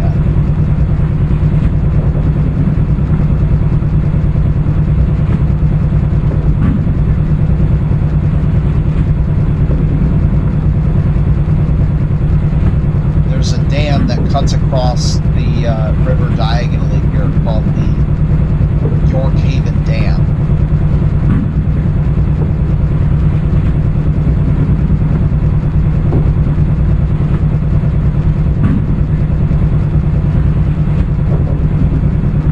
And there's a number of islands that appear on the river here. The first one going eastward is Shelley Island. The second one is Beach Island. And the third, the easternmost island, is 3 Mile Island. And yes, it's that 3 Mile Island.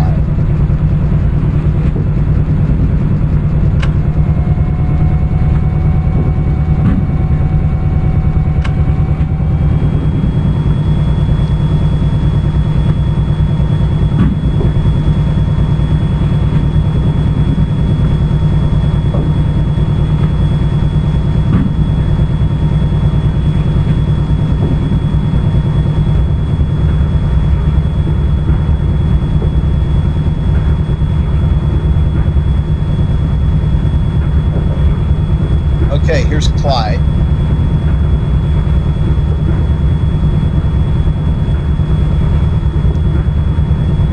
So that's pretty much it. Looks like 52.5. And the timetable has it at 70. So yeah, 18 miles behind what the timetable says. So Stell is at milepost 84.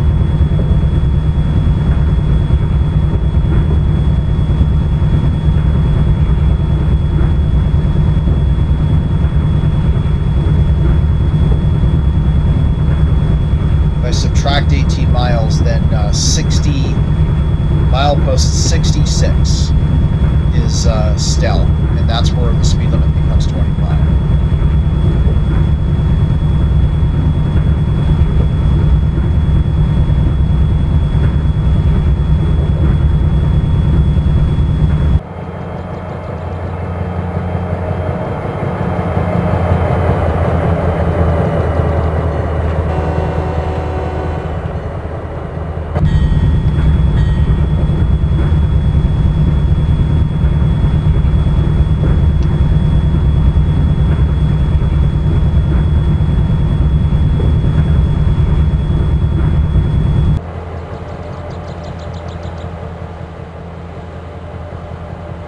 Ah, there it is, the 3 Mile Island nuclear power plant,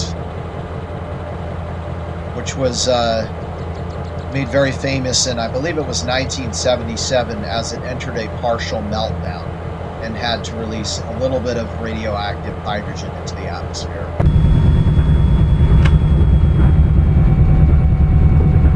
Caused a huge uproar in the USA, but not... okay, here it is. This is the beginning of the uproar that's simulated here. So the meltdown is very much a thing.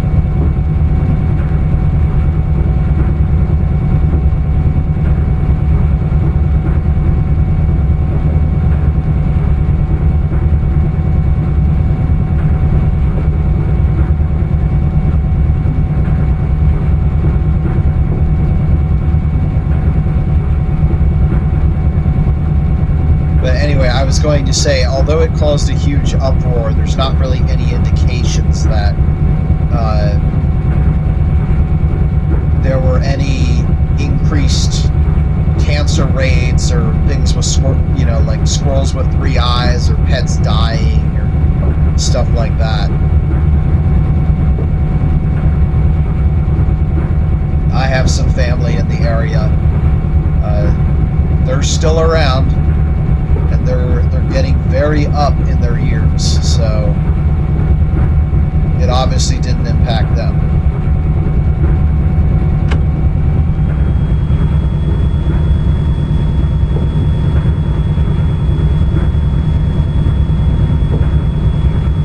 So I've actually gone by the power plant on the other side of the river, and on that side they have like bright green trees and other weird stuff. Actually, I think that's what we're looking at here. There might be some of that on this side. Just some really funky alien stuff.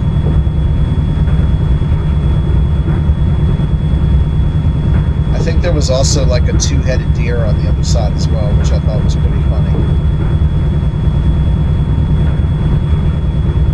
And yeah, so this dome right here, that is the containment building. So that's where all the magic happens.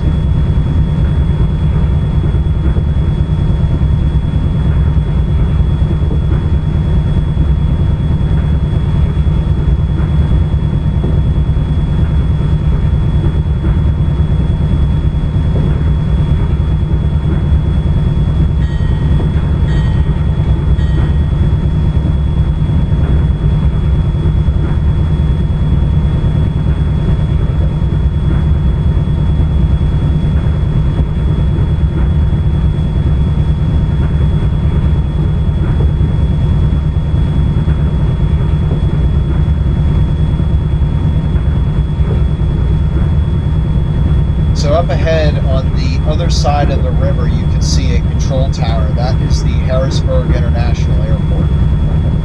It's right along the river because apparently that's the only place they could find that was flat enough to put it.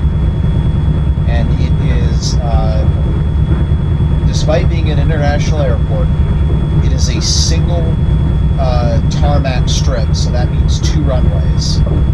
Runway 13 and 31. See if I can get a runway length here.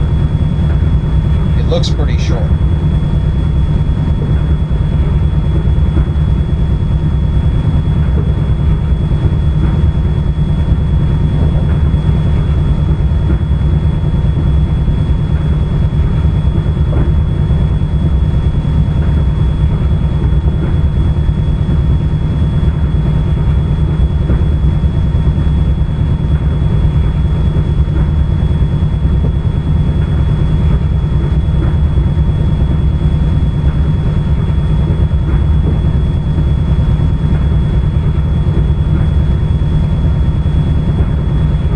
It's 10,000 feet long.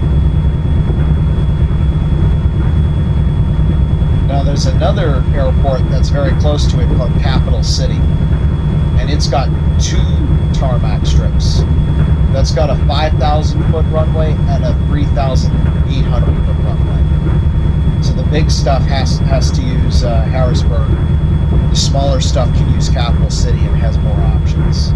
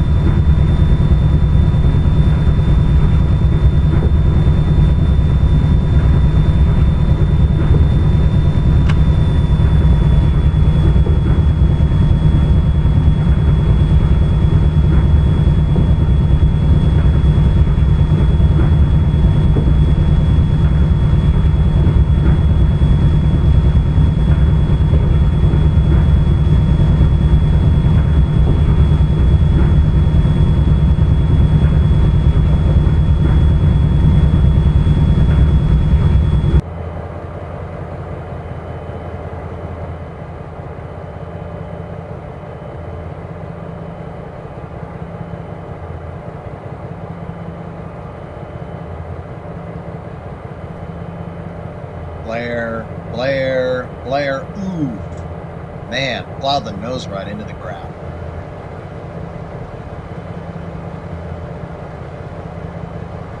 Yep, that's going to be a go around.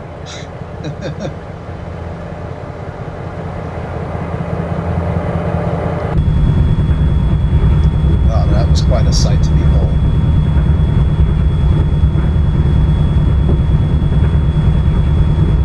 Yeah, if you don't flare an airplane that size, the nose gear will collapse.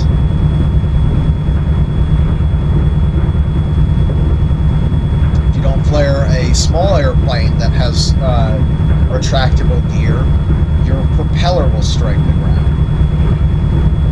And then you'll crash.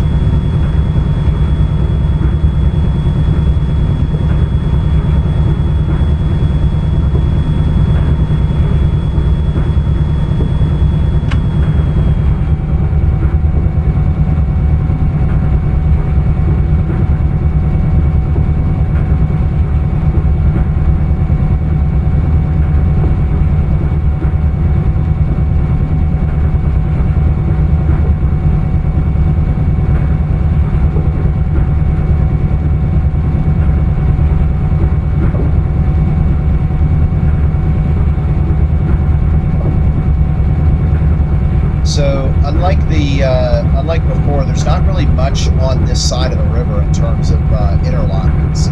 It's literally Clyde, and then New Cumberland, and then right after that is Lemo, which says in service for number 1 and number 2 tracks only, and Stell. That's it. and mind you, that's like 15 miles. So there's not much going on this side of the river.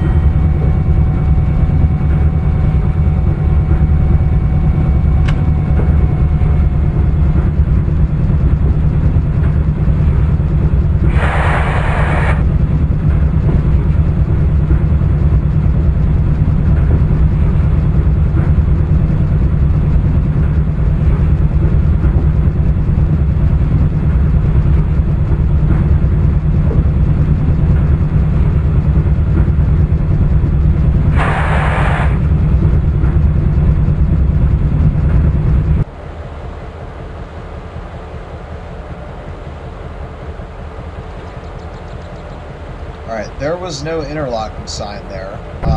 Let's see, that's milepost 60, which means timetable-wise we should be at milepost 78.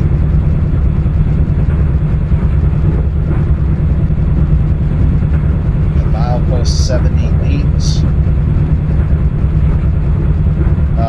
is nothing. So we are concerned with Stell.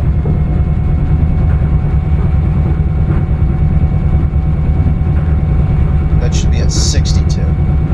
Well, actually, we're not too far away from that.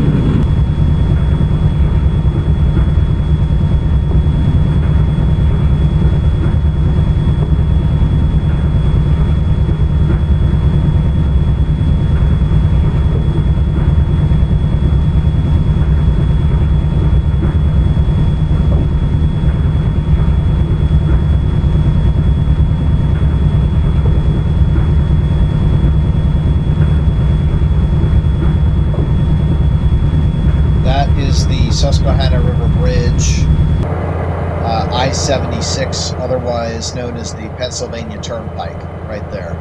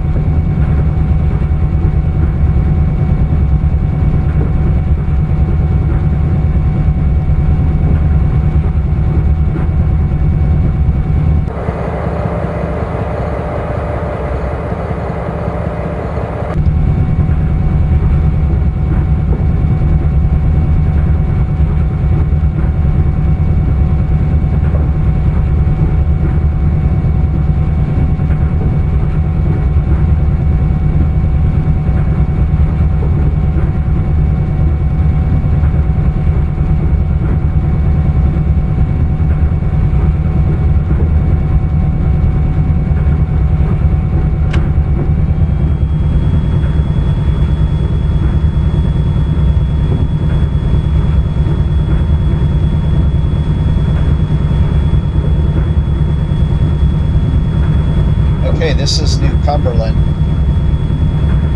and across the river is Steeltown.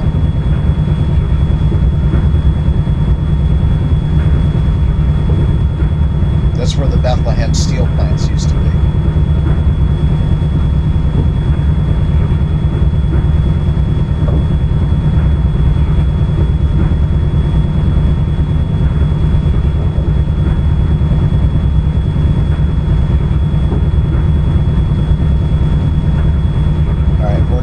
To milepost 65, which means we should be about a mile out from Stell, where the speed limit becomes 25. So I'm going to go ahead and cut the throttle at this point. And up ahead on the other side of the river, you can now see South Harrisburg.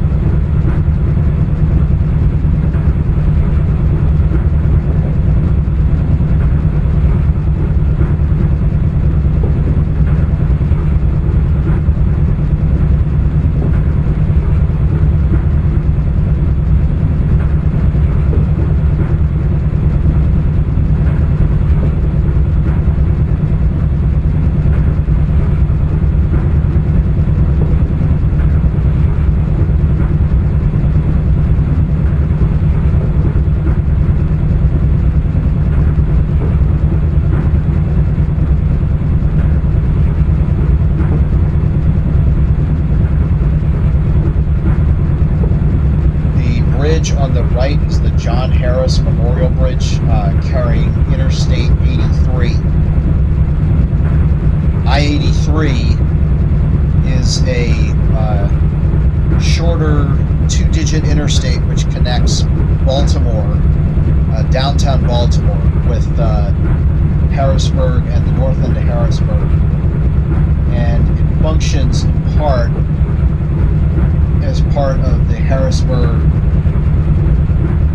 It's not really a beltway, it's more of a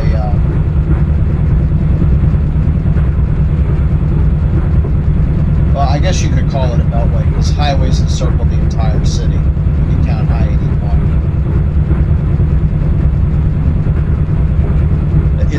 beltway made up of like 4 or 5 different interstates. Right here it happens to be I-83.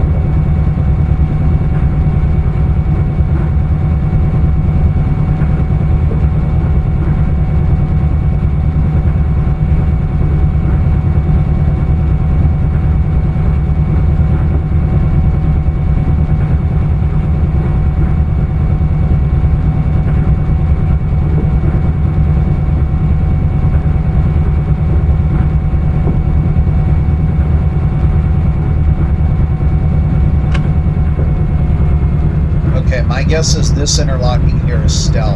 It's not marked, but we're at just about milepost 66, and if I add 18 to that, that brings us to milepost 84, which is exactly where Stell is in this thing. Oh, Lemon,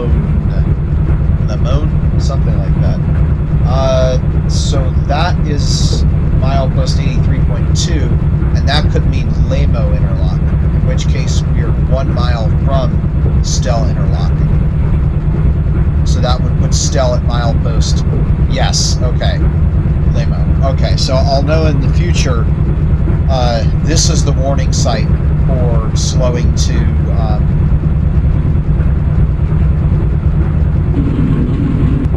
slowing to 25 miles per hour. So it's 1 more mile from here to Stell. And that bridge across the river is the Philadelphia and Reading. And once the trees clear again,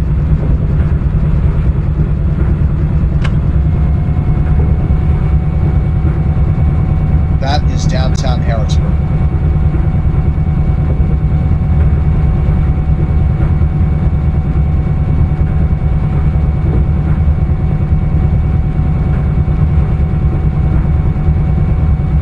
I really don't know how to pronounce that name. It looks like Lemoyne now.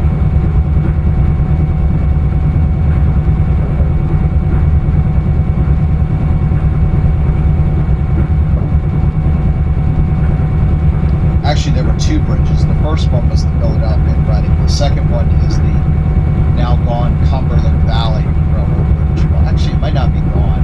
It looks like it's just abandoned. Actually, no, it's not even abandoned.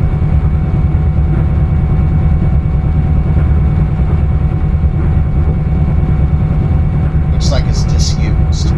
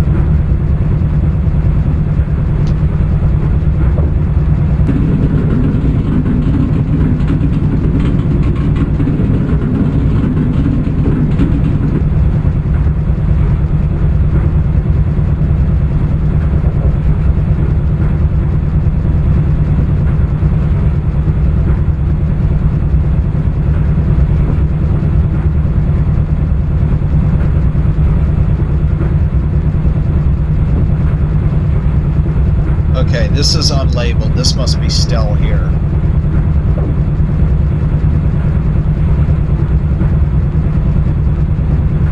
No, it's day. Okay. That really irritates me. So, alright, we have advanced slow approach, I think that is what that is. So let's get down to 20. Okay. So the instructions are that between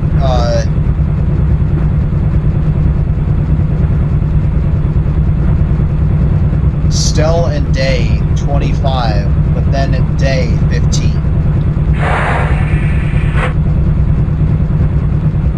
And there were no interlockings between Lemo and day, which is where we should have decelerated to 25. So I'm going to make a note.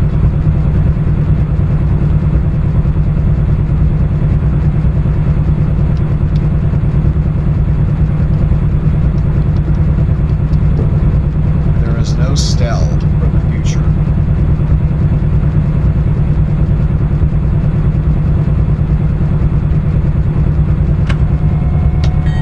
And this part sucks because the speed limit is 15 miles an hour for like the next 3 miles and then 25 for the next 2 after that.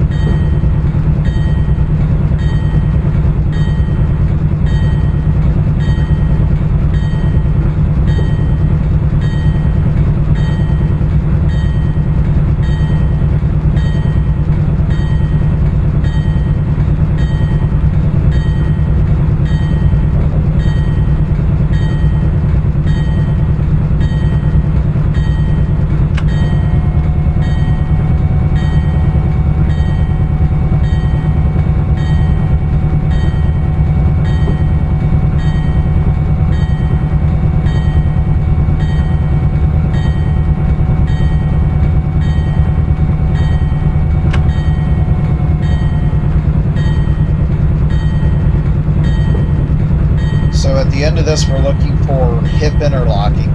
At that point, we get into the Rockville, I should say Marysville. Yeah, it's the Marysville yard lead, which goes under the Rockville Bridge. And at hip, the speed limit becomes 25.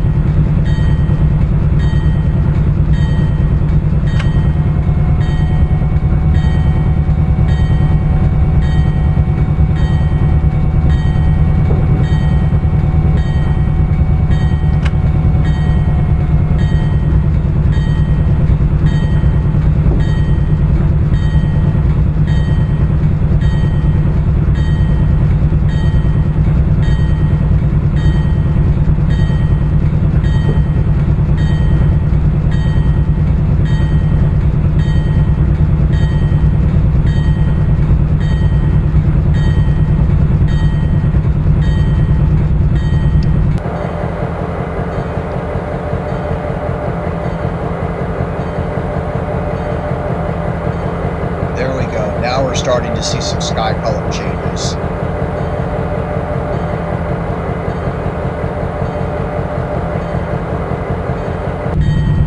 It's very clear today, so you can see in real life, if you take a look at this, the sun really doesn't change color all that much until like right when it sets, and when it sets it's golden, not pink. Baltimore Old Line, what is that?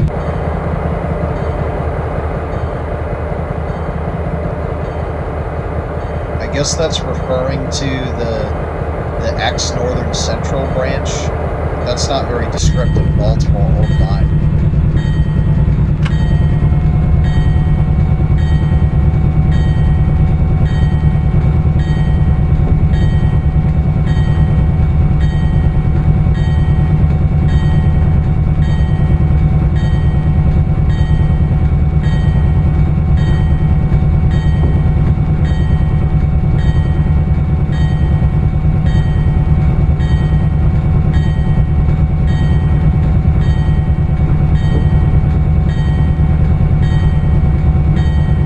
According to my map, we are now halfway through this thing.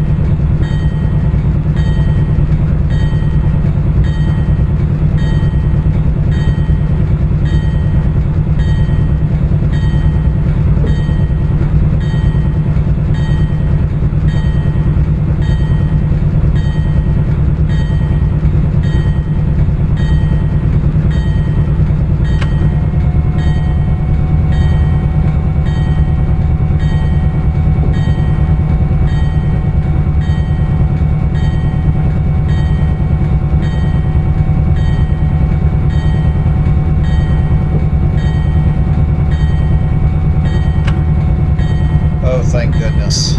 We're here. Okay, so once we clear this interlocking, this should be hip. Once we clear it, then we can go 25. And you can now see off to the right the Rockville Bridge carrying the Harrisburg Mainline across the river.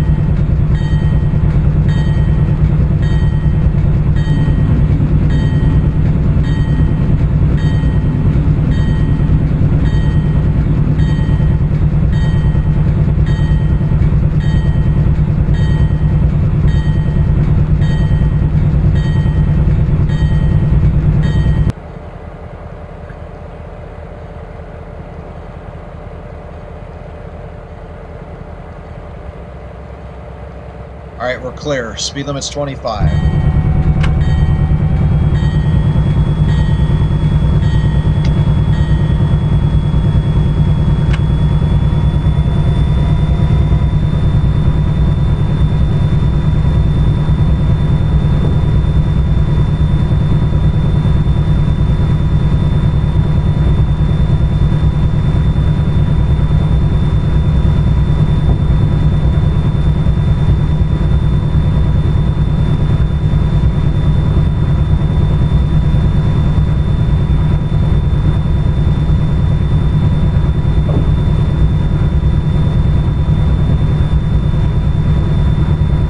Once we pick up the main line again, the speed limit is 50.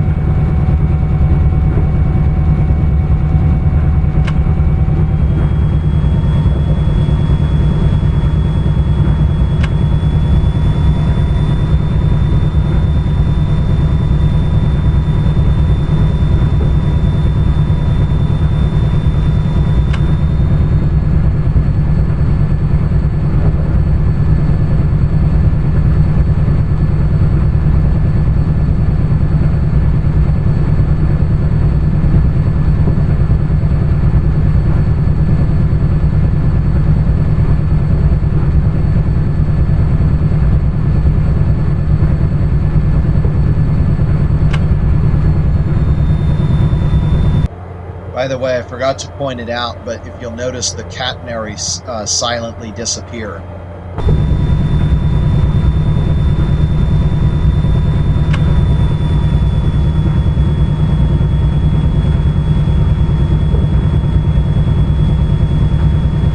That one's a color position light, so the stop signal actually has red lights to it.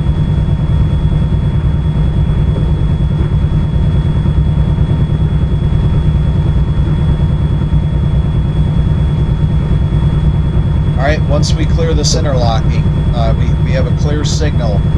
We can do 50 miles an hour. And we want to get up there as quickly as we can because that big hill that defeated us last time is coming up. And about this time, the sky was changing the pink and yellow nuclear sunset. Thank goodness, not this time. There we go. Nice clear sky sunset.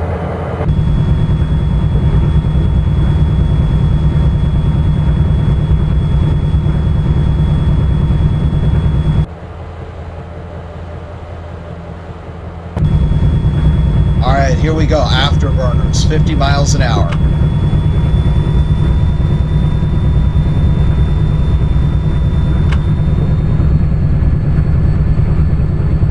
And there's the hill.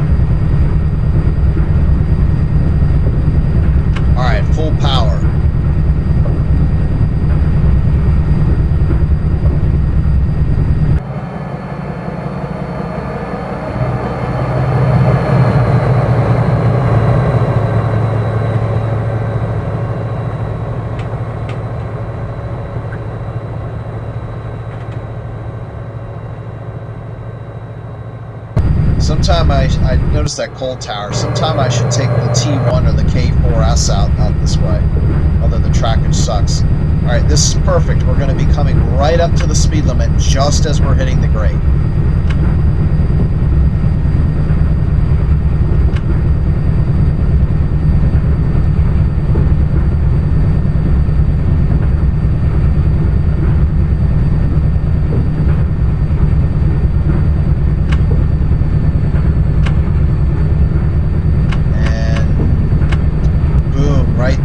Highest speed we can go.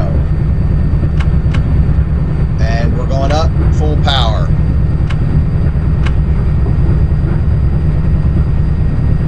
Look at that speed come down. My goodness.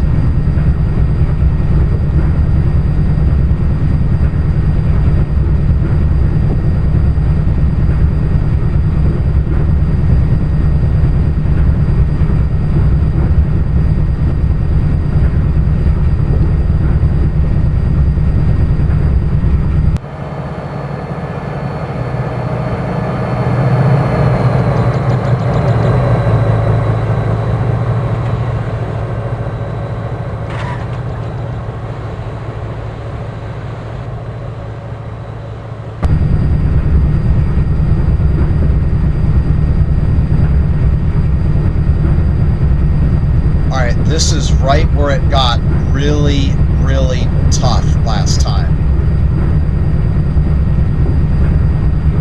And we came to a stop right about here when we were facing into the sun.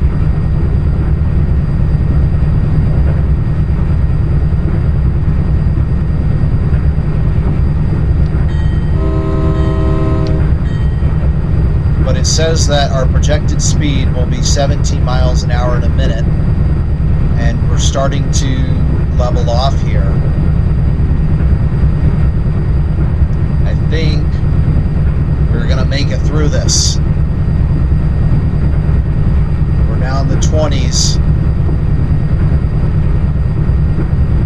and we're leveling off some. Look at how high up we are now.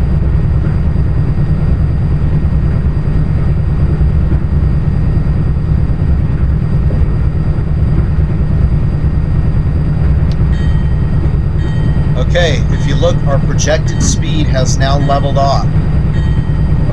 We're drawing about 850 amps, and we're maintaining speed on the 2.4% grade. So at this point, we can say that we've made it.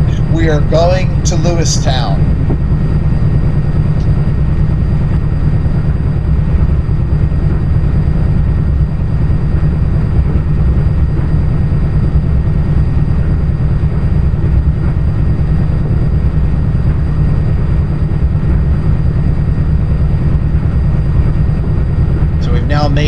past the point we did last time. And I'm really glad I didn't add any cars to this consist, because we're at full power and doing 25. And now we're starting to crest the hill, so coming back down to notch 7.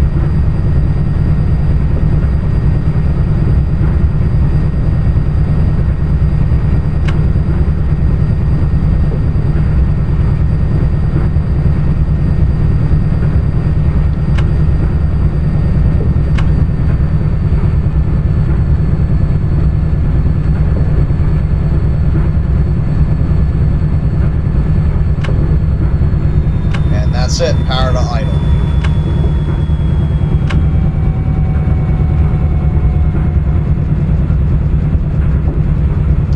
Okay, we've survived. The speed limit is 50 miles per hour until we hit the division post. I'm switching over to my other timetable now to prepare for when we cross through it.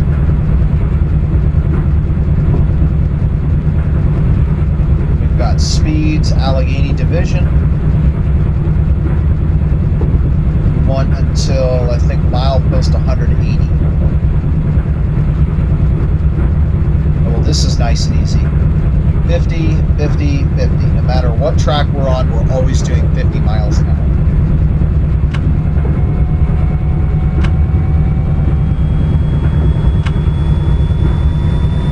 Now I need to take a look at the curves and bridges. That's page 176.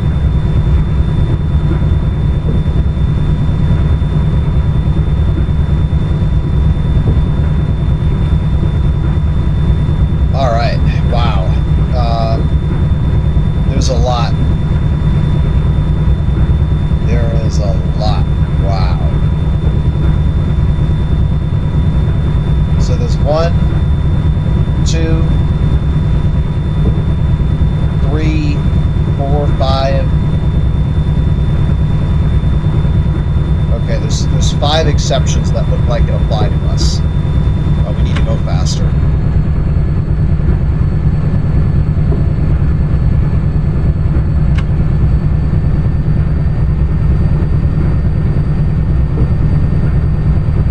So the first one is at View Interlocking, first and second curves east of View, numbers 1, 2, 3, and 4. So that's all 4, 35 miles an hour. So we have to do 35 at View Interlocking.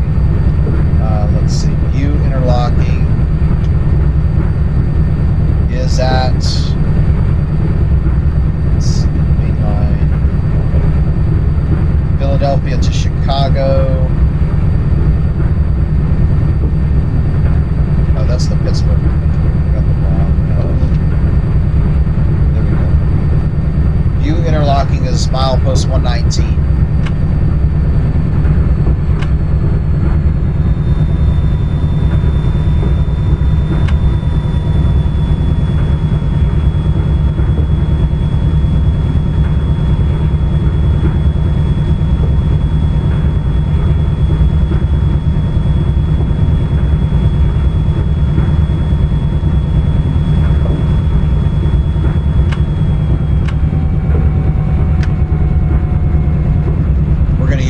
Dynamics right here.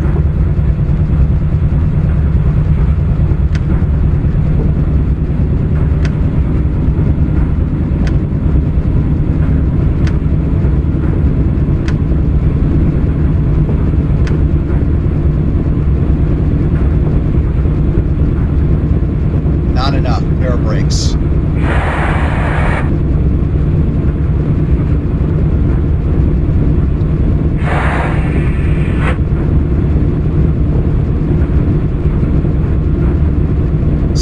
2, I believe, is at the top of the hill after Duncan, which is at the division post.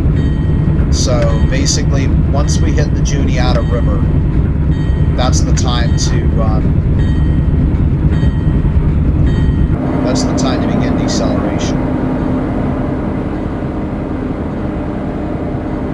And so this is one of the last views we're going to get of the Susquehanna River, because we'll pick up the Juniata in just about 2 miles.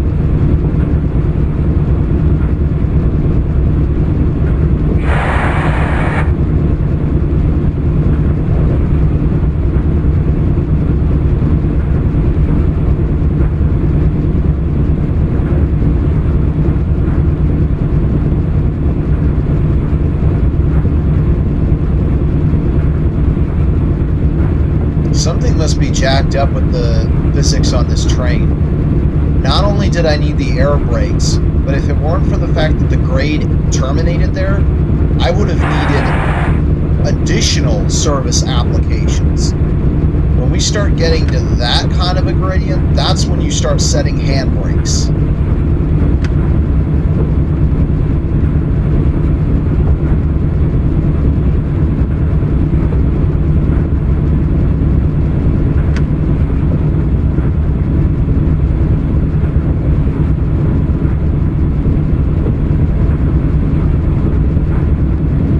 So view interlocking is 35.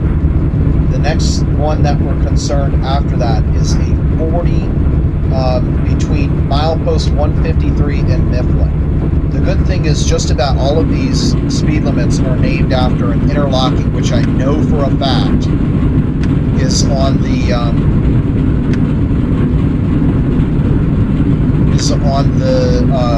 route as a label or a milepost, which definitely is. Alright, I think this is it. Yeah, this is it. So the Susquehanna River curves all the way around like a horseshoe and goes north towards New York that way. And then this is the Juniata River. So this is the last we're seeing of the Susquehanna main stem.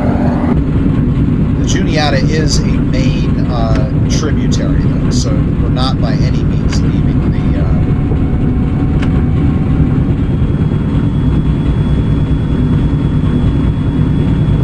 what's the word I'm looking for? Watershed.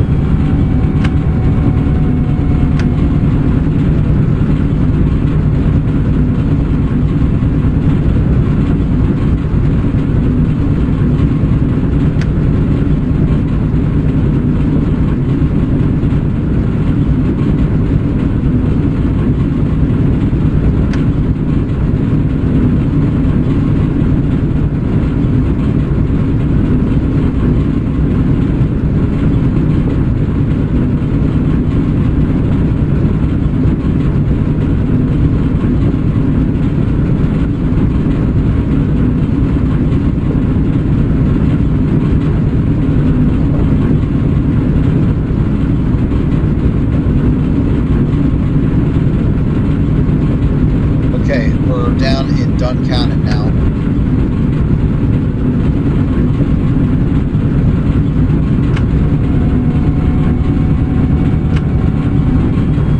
Which means this is where the division post is.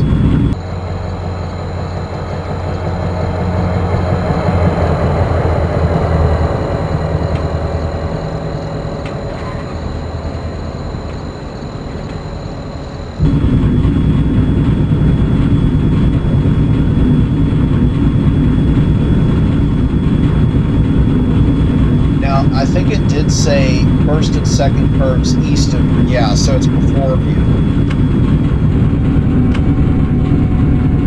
So that means we should slow down now.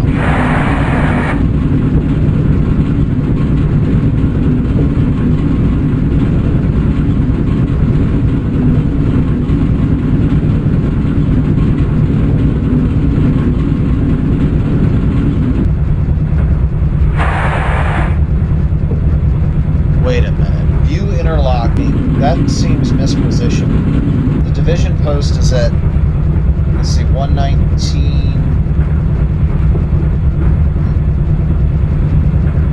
Yeah, I thought View was at the top of the hill.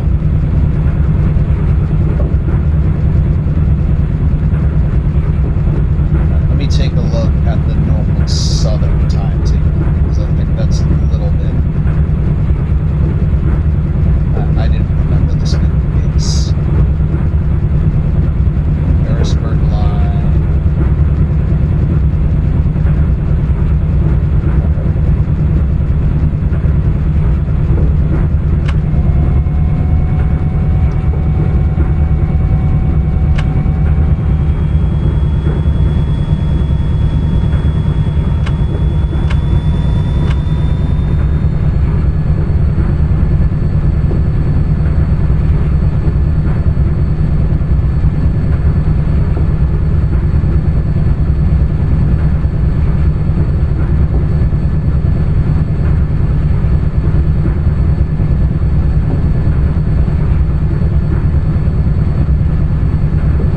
Pittsburgh line. There we go. Okay, Cannon is at milepost 118.9.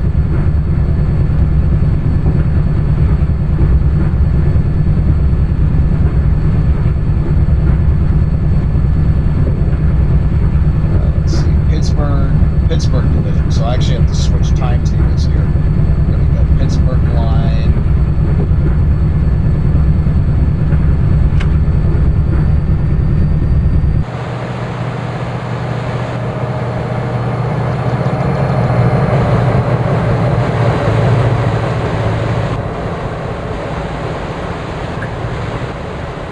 I got speed limits for the Fort Wayne line in here, which is really nice. In case I want to drive an S1 or a T1 through here. Or through there, rather. Oh, I even have speed limits for the Bond line. Oh wait, no, I was thinking of Monon. That's something entirely different. Okay, here we go. Cannon is at 118.9.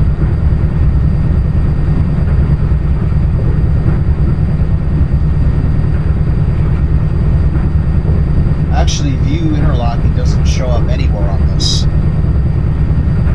Okay, so maybe it's gone in the modern times. Unfortunately, that means that there's not really any way I can tell where View is. So anyway.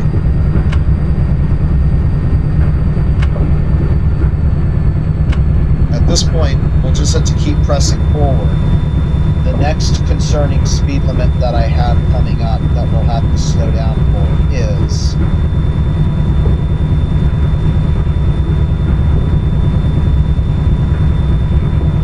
curves between milepost 153 and Mifflin.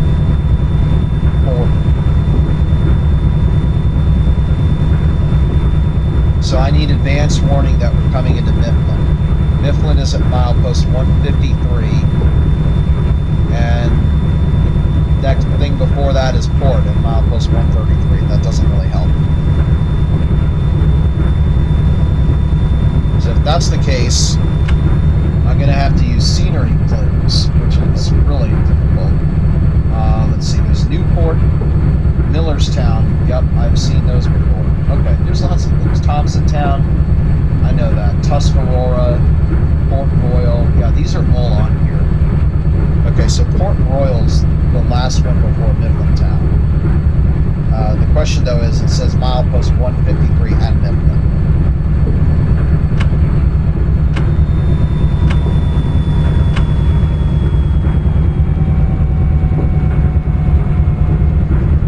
And Mifflin's at 150. Okay. once we reach Port Royal, that's the slowdown point.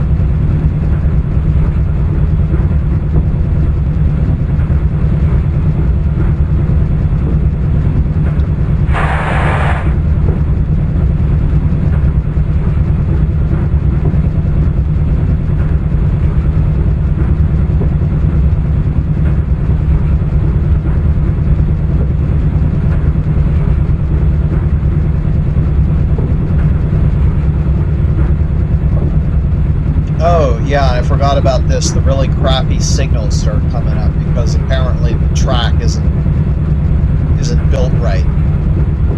It builds it so that at every interlocking, the rightmost track ends, which is frustrating. And if you try getting a jump on it, you get the restricting signal, and then you can only go 15.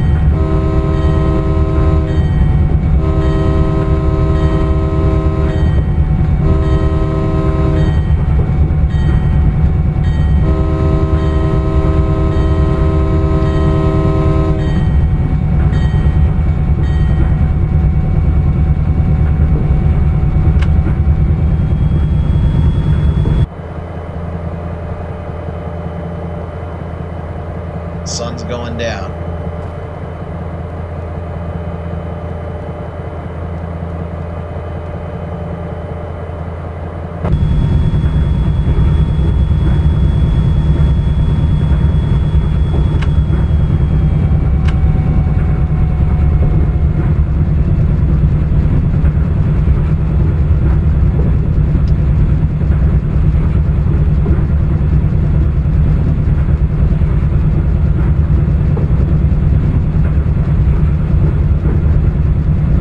There it is, approach medium.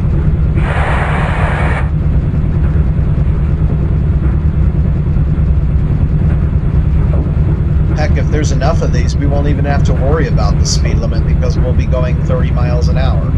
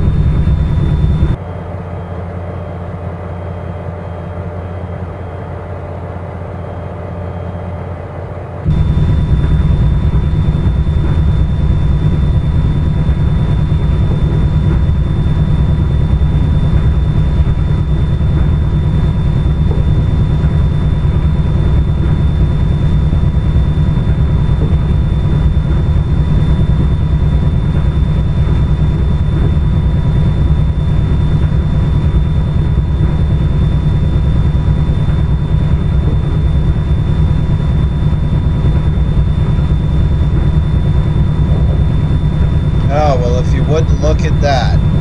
It's a limited approach, which means, well, no, that means we can go 45. That's not too bad.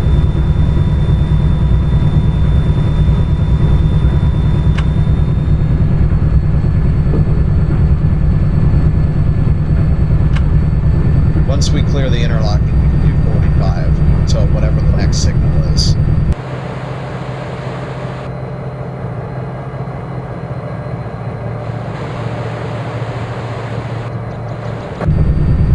Should get a nice view of the sunset in a minute.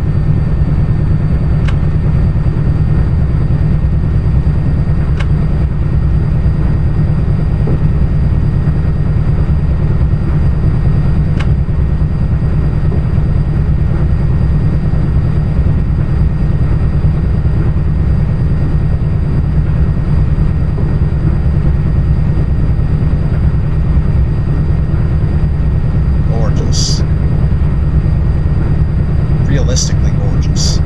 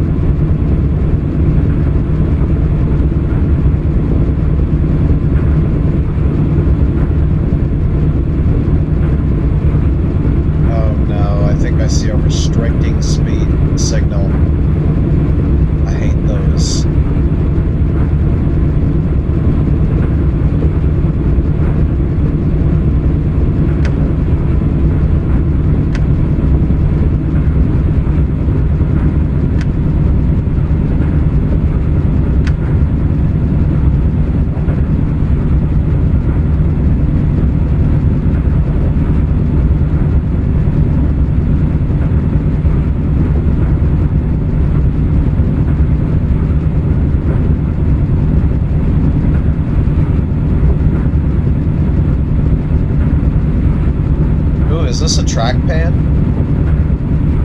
Nice, it is. It's empty though.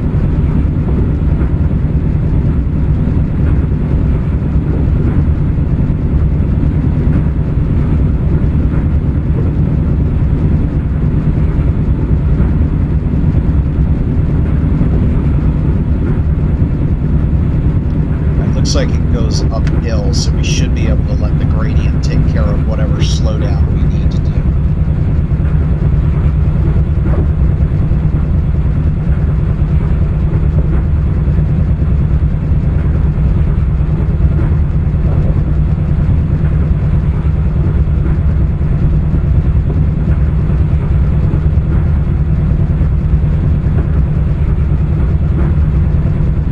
Oh my gosh, it's an approach. Oh great, that probably means that whatever's coming up is restricting. And now we gotta do 30, so now it's starting to bite. Now because we don't have a schedule to follow, I'm going to follow the signals. Unless we get something ridiculous like a restricting signal for like 5 miles.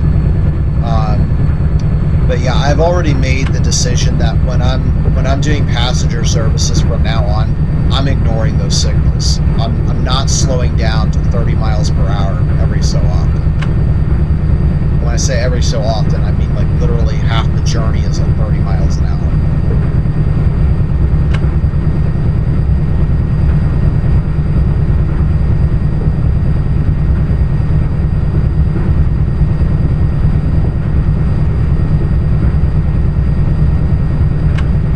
So we're going to have a mountain to our west side for a very long time, so this is probably the last of we're going to see of the sun.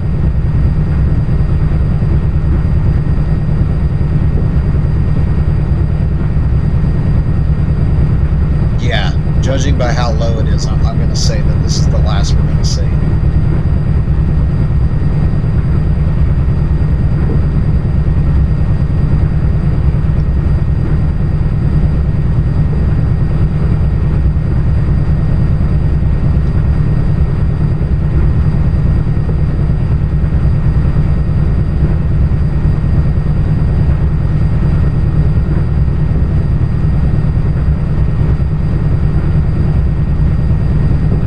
This one's just about as steep as the first one.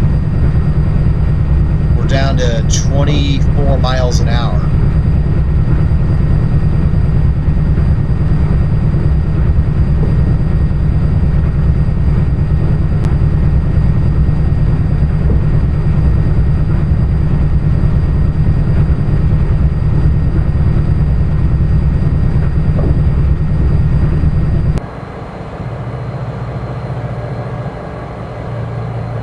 Yeah, it's setting like right now. In fact,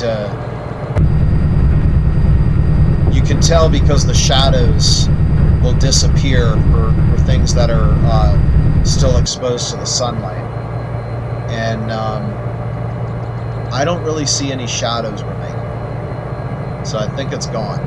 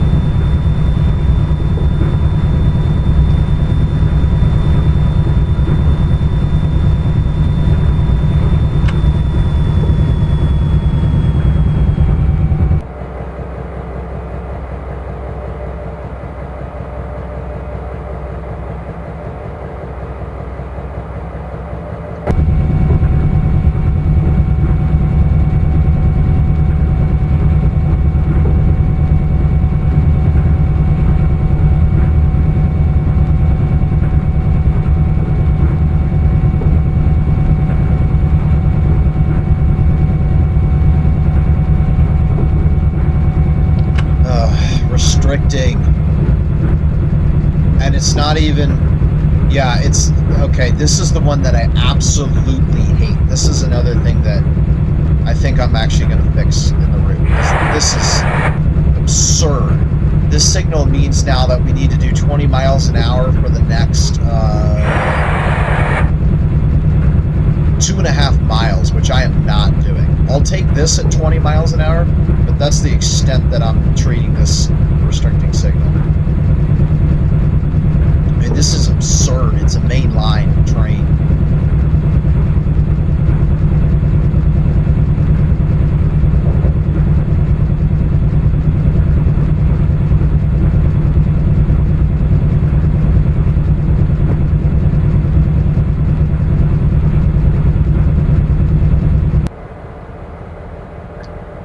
Okay, we've cleared the interlocking. Going back up to the...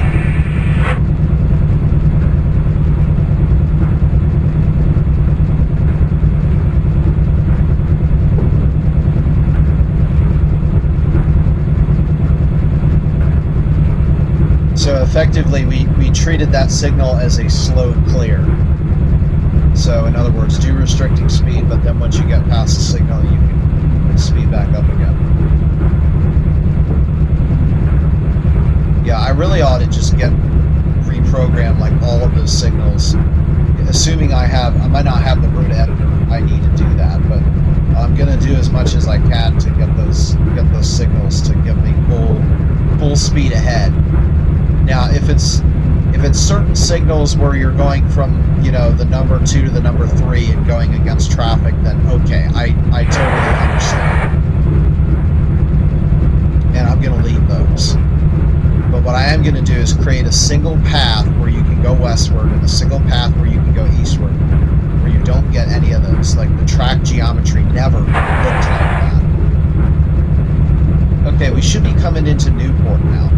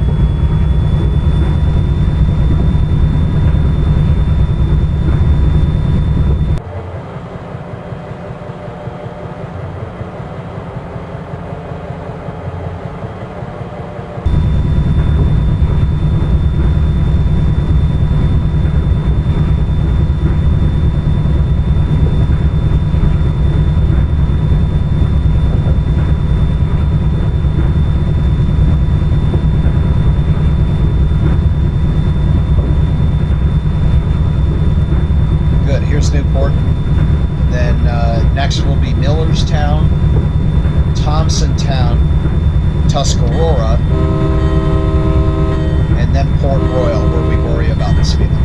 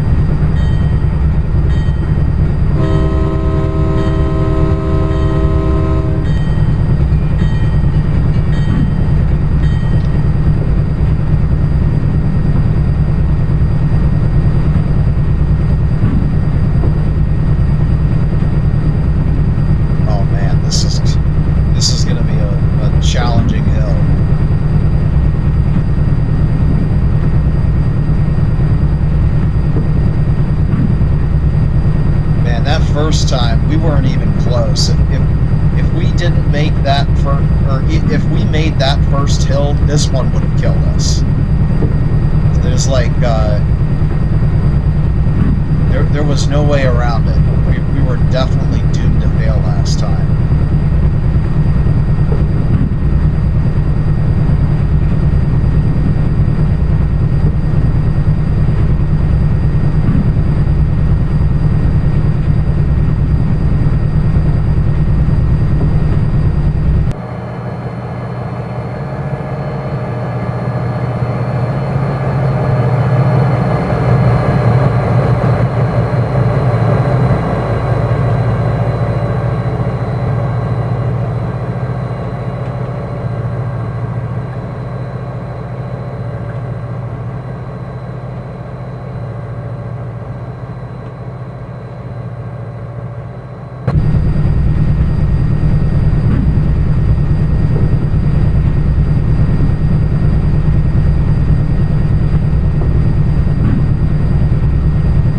This hill is actually worse than the last hill. We're drawing 900 amps right now.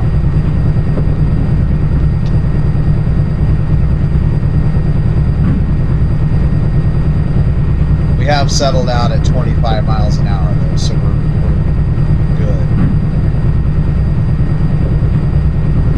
Until it gets steeper. Although it just shallowed back out again.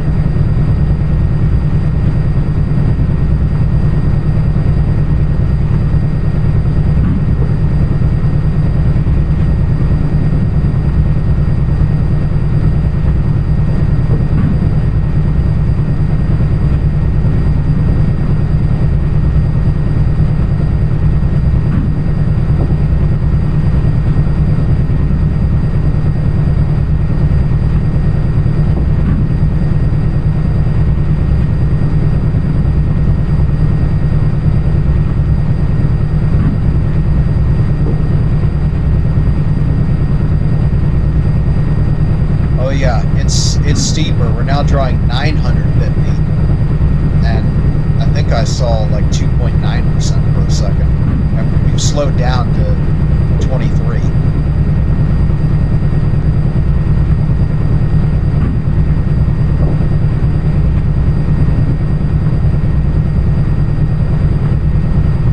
I see a star now.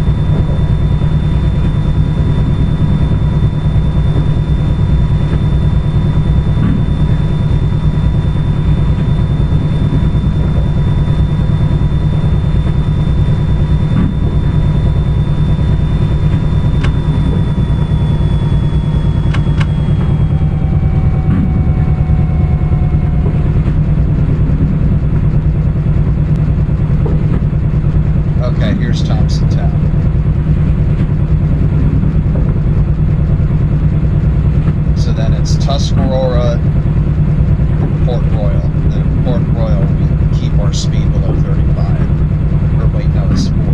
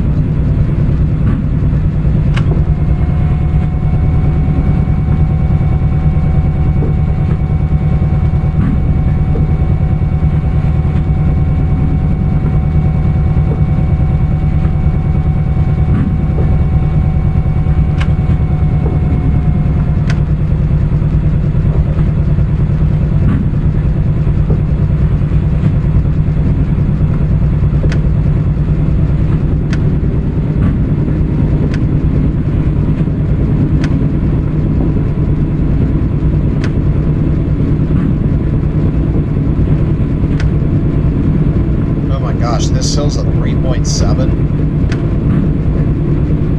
Well, we'd struggle coming back. I think if we were going eastbound, we would need a second helper.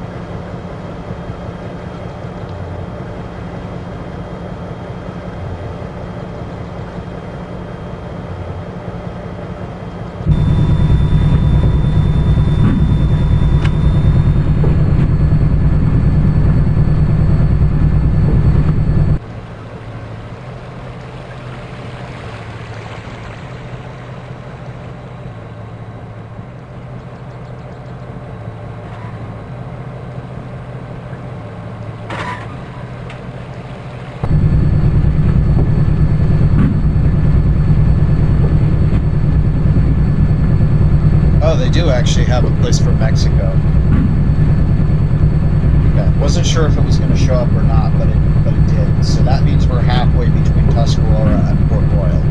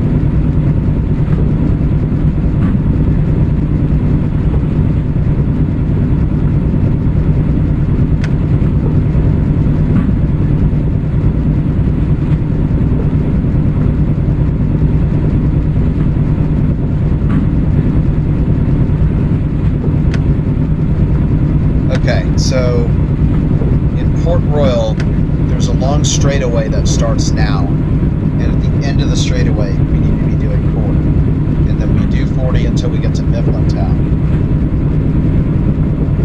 After Mifflintown, there's a 45 first curve west of Mifflin, number 1 and number 4 tracks, assuming we're on the number 1, so we need to do that 45 coming out of Mifflin. From a point 3,600 feet west of milepost 155 and 4,600 feet west of milepost 155 on the number 4. We're not going to be on the number 4, which I'm really glad about, because that one's a 10. First curve west of Wall. Okay. So then after that, you don't have to worry until we get to Wall interlock. And I think that's right before, oh, we need to slow down. Why am I not getting air? Okay, that was strange.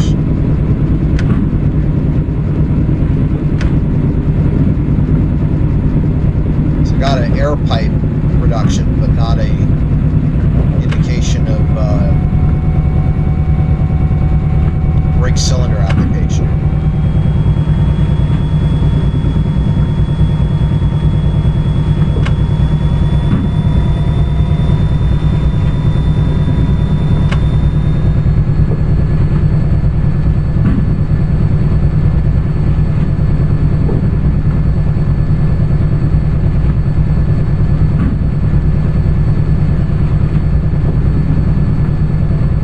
Mifflin, the speed limit becomes 45, then after the first curve west of Mifflin.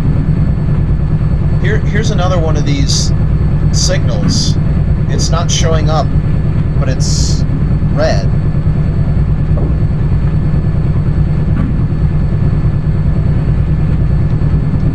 Mifflin was showing saying stop, but not on route monitor.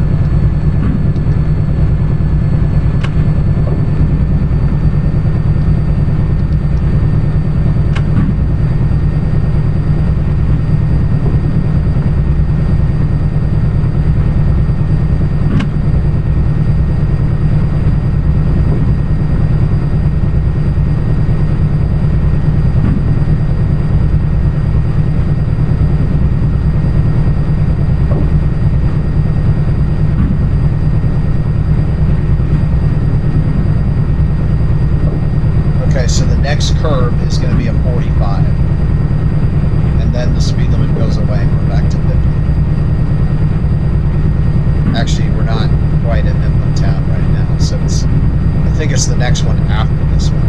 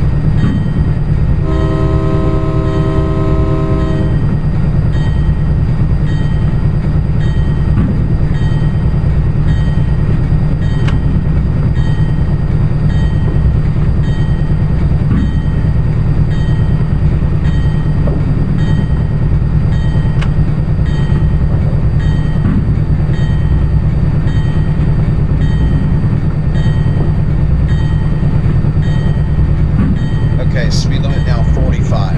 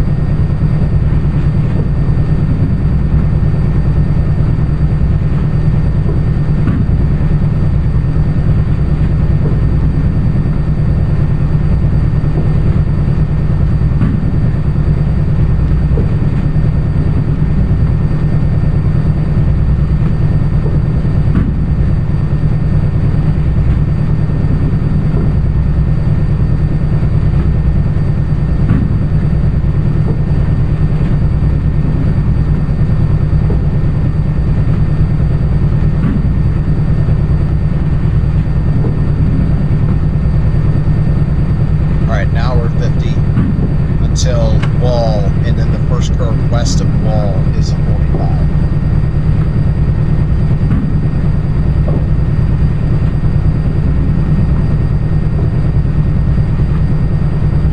And then the next one after that is the first curve east of Lewistown, our final destination.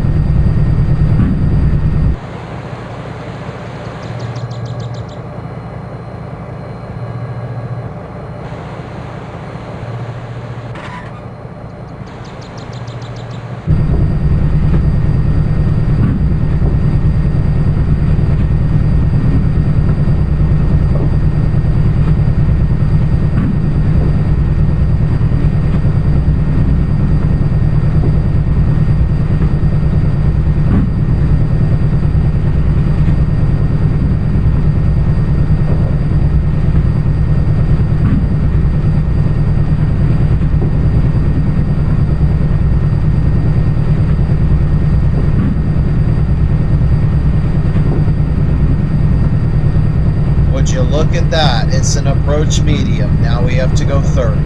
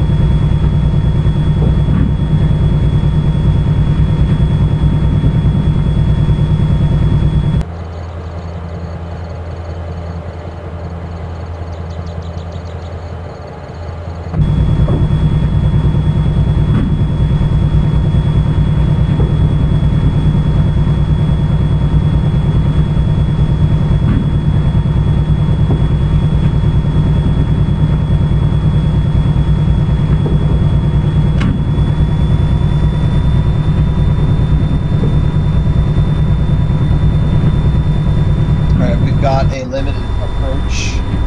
The compressor just turned off.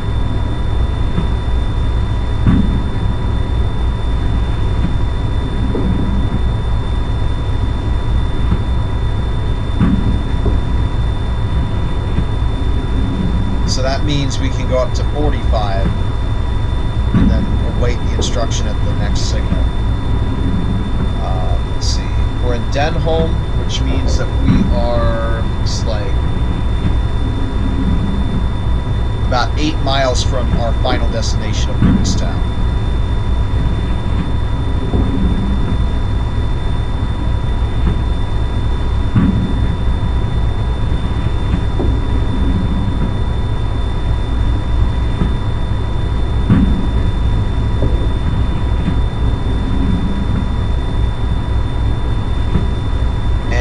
Same thing, limited approach. So that means 45.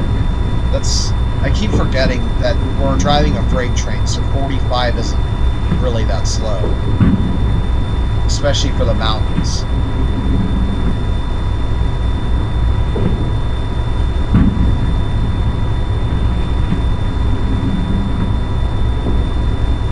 Oh, it just changed.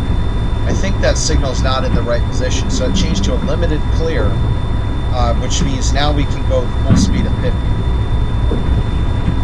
until the next slowdown, which is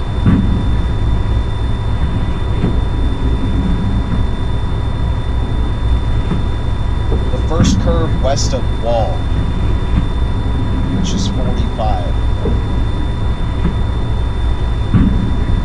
Let's see where Wall is. Wall is at milepost 157. Well, that should be pretty much where we are now. If not, we've already gone by it.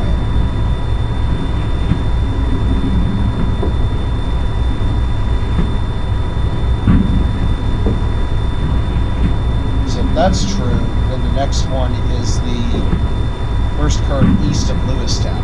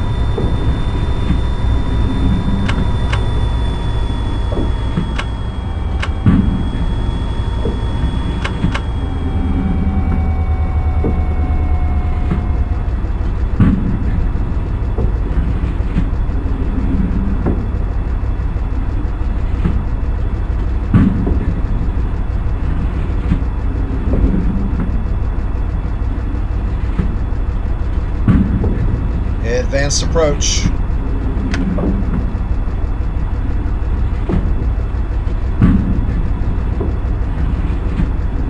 Now that's a really weird name for this part of Pennsylvania, Bugawi.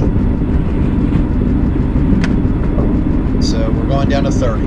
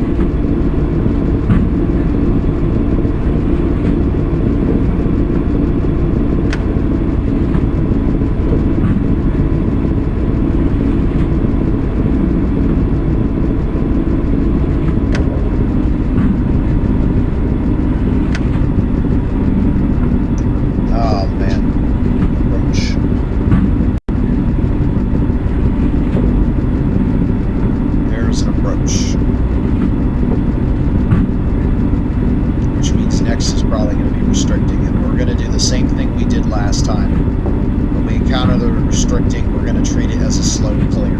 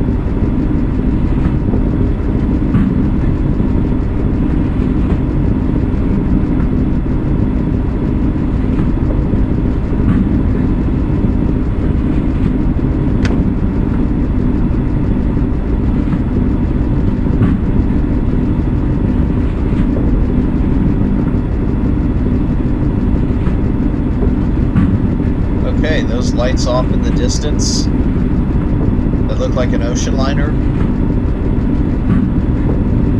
they're not the North Pole, but they are our final destination.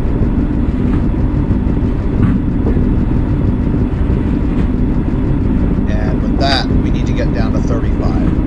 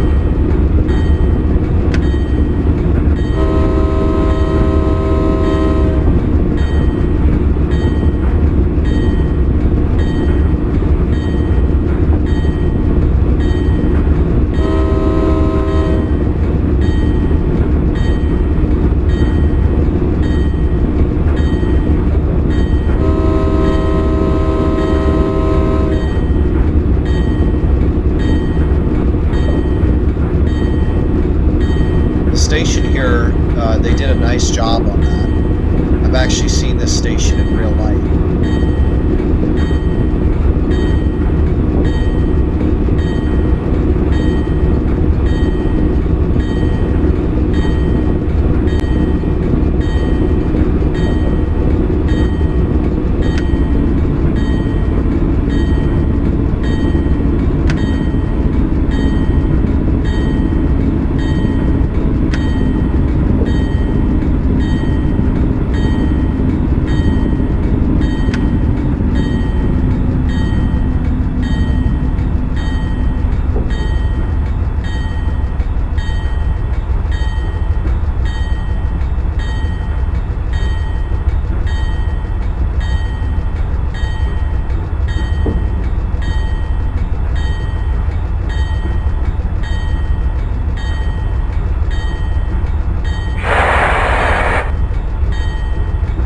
Here we are, the final intended destination this time of Lewistown.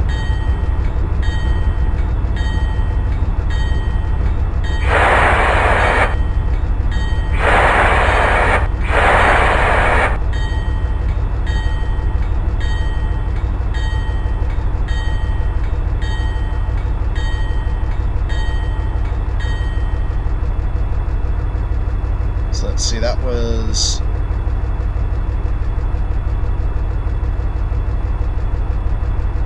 4 hours and 20 minutes.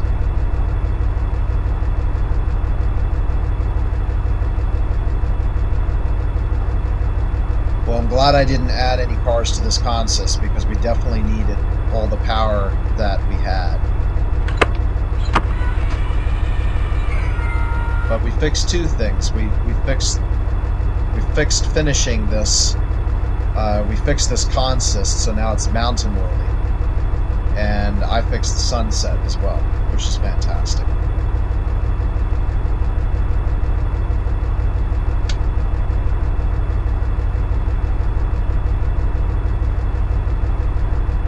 been Dr. Aeronautics, and I thank you guys for joining me on this adventure. And I will see you all next time for another video. Bye-bye.